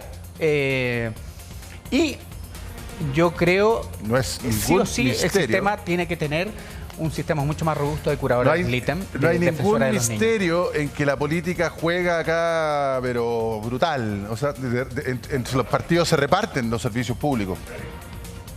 Esa cuestión es conocida. O sea, la democracia cristiana tenía a cargo ciertas cosas, el partido acá, el RN por allá, y todos se reparten el botín del Estado. Esta administración, ¿cuántos cabros que tienen menos de 40 años están ganando entre 5 y 9 millones de pesos en el Estado hoy día? Entonces cuando dice, y Francisco me mira como... entonces cuando uno dice, no hay plata... No hay plata para algunas cosas, repito. Claro. No hay plata para algunas cosas. ¿De qué estamos hablando? ¿Es broma? ¿No hay plata? ¿O se la están gastando en cosas que la verdad son poco útiles? Porque acá cada servicio tiene como 100 periodistas. No sé, estoy exagerando, pero la cantidad... Uy, nunca los periodistas habían tenido tanto trabajo, fíjate. Nunca. En tantas áreas. ¿Cuál es la prioridad que ha tenido... ¿Cuál es la prioridad que ha tenido el servicio de asistencia jurídica para materias de familia en los últimos 20 años? Cero. Oye, sería interesante ver la partida de presupuesto. Cero. Yo hice un proyecto. Hicimos el presupuesto. Y en ese entonces, él o la ministra de Justicia vio el informe, que tenía todo, el informe presupuestario, todo. En el cajón. En el cajón lleva más de una década. Nadie le ha puesto interés. ¿Por qué? Porque los niños no marchan. Hoy día los funcionarios de la Corporación de Asistencia Judicial están marchando. Pero están marchando porque no tienen papel para la fotocopia, no tienen papel confort. Cuestiones básicas, po. Pero periodistas hay. Pero periodistas. Y buenos sueldos. Es que yo lo tomo la chacota porque sabes que ya no, o sea, o me pongo a reír o me pongo a llorar. Yo prefiero reír siempre. Entonces, no tienen papel para imprimir, pero sí hay periodistas que le digan lo que sea, no sé. Unos 4, 5, 6 palitos. Ideal, pues, gran sueldo. Bien pagado. Tengo asegurada la vida. Bien pagado. Pero ¿sabes qué? Ahí uno entra en la duda. Si con los recursos que hay no existe voluntad, con más recursos van a tener voluntad. Pero fíjate que el Estado de Chile desde el 2020 al 2025, no me quiero equivocar, pero fue un año antes de la pandemia, me parece, quizá aumentó su presupuesto en 10.000 millones de dólares. O sea, saltamos de 70.000 millones de dólares presupuesto anual a 80.000. Así como si nada. ¿Cómo? Yo con eso podría financiar algo se podrá hacer. 10.000 millones de dólares más. O sea, debería financiar un montón de cosas. Y todo debería estar funcionando a la perfección. Pero no es así. Son las 10 de la mañana con 25 minutos y vamos a tomar contacto con Rodrigo Pérez, que está muy atento a esta conversación. ¿Con quién estás, Rodrigo? Sí, estamos juntamente con Evelyn Matei muy atentos a los detalles de esto que nos tiene bien sorprendidos y que además se repite, porque estábamos recordando el caso de esta mujer boliviana que vende a este niño. O sea, terrible. La verdad es que estamos viendo lo peor de lo peor de lo peor del ser humano. Porque tratar mal a un niño, vender a un niño es algo pero ya de un grado de brutalidad. Hay que ser desalmado. Y esto, primero, debiera tener realmente penas durísimas, pero durísimas. A alguien que trata mal a un niño, eso es inaceptable. Pero además llama la atención cómo no saltó ninguna alarma. Bueno, en este caso de Iquique fueron los vecinos los que se dieron cuenta. Pero uno dice, bueno, ¿y el colegio no se dio cuenta que el niño dejó de ir? Porque justamente mucha gente se queja de que se paga la subvención solo respecto de los niños que asisten a clase. Muchos dicen que eso no es justo. Pero justamente se ha hecho así para que los colegios vayan a buscar a los niños que no están asistiendo a clase, ¿no es cierto? Y nosotros, por ejemplo, en Providencia teníamos protocolos súper estrictos de ir, de llamar, de ir a la casa a ver qué es lo que estaba sucediendo. Bueno, y aquí 1 año y medio que el niño estuvo sin ir, el pobrecito llorando, malnutrido, y uno dice, ¿cómo no saltó ninguna alarma? Déjeme ser mal pensada, porque lo que usted está planteando quizás es más grave todavía.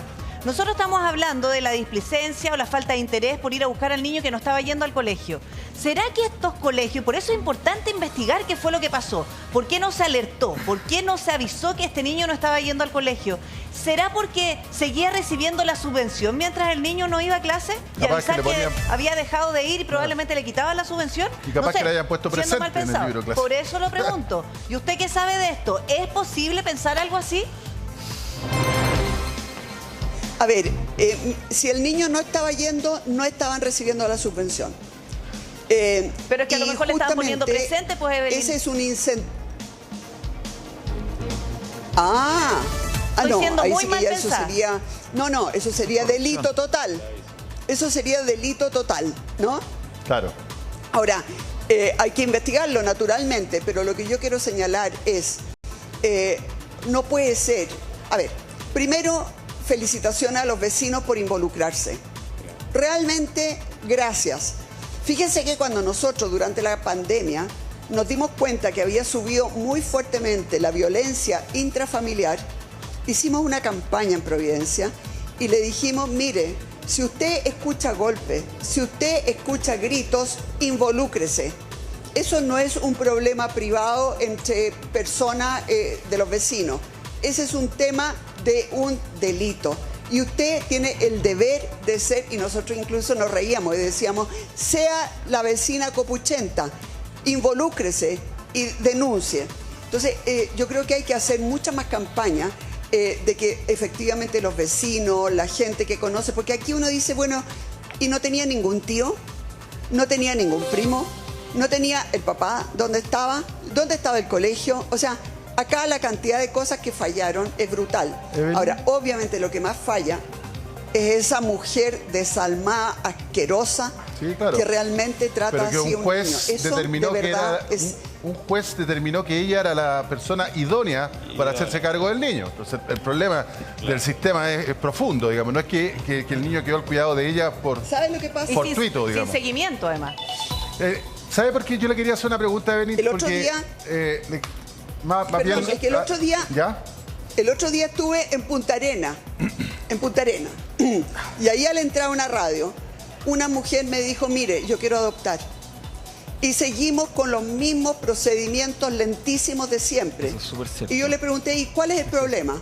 No, el problema, dijo, es que los jueces siempre creen que la familia es la que debe hacerse cargo.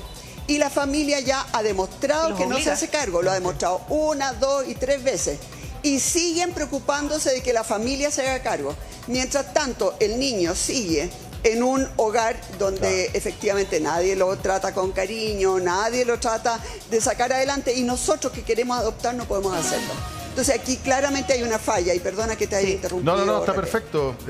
Me parece muy interesante ese debate, el tema de la adopción en nuestro país es algo que una vez más, que, mire, va en el corazón de lo que yo le quería preguntar, Evelyn, porque, a ver, acá lo conversábamos, lamentablemente la niñez en Chile siempre se ha escondido debajo de la alfombra.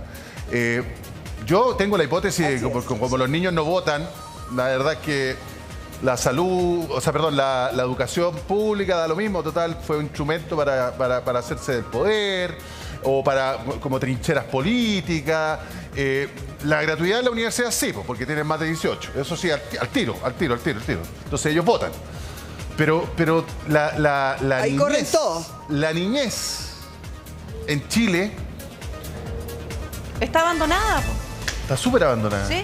¿O no? Y hemos escuchado además el eslogan muy rimbombante en que a lo mejor es, mira, ahora va a cambiar la cosa. Los niños primero. Los niños primero Felipe en la Kast fila. trajo eso. Pero resulta que en el tiempo nada.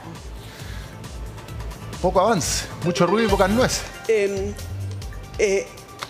La verdad es que mucho ruido, pocas nueces. La figura de la Defensoría de la Niñez estuvo muy politizada y lo cual le hizo un tremendo daño a esa institución.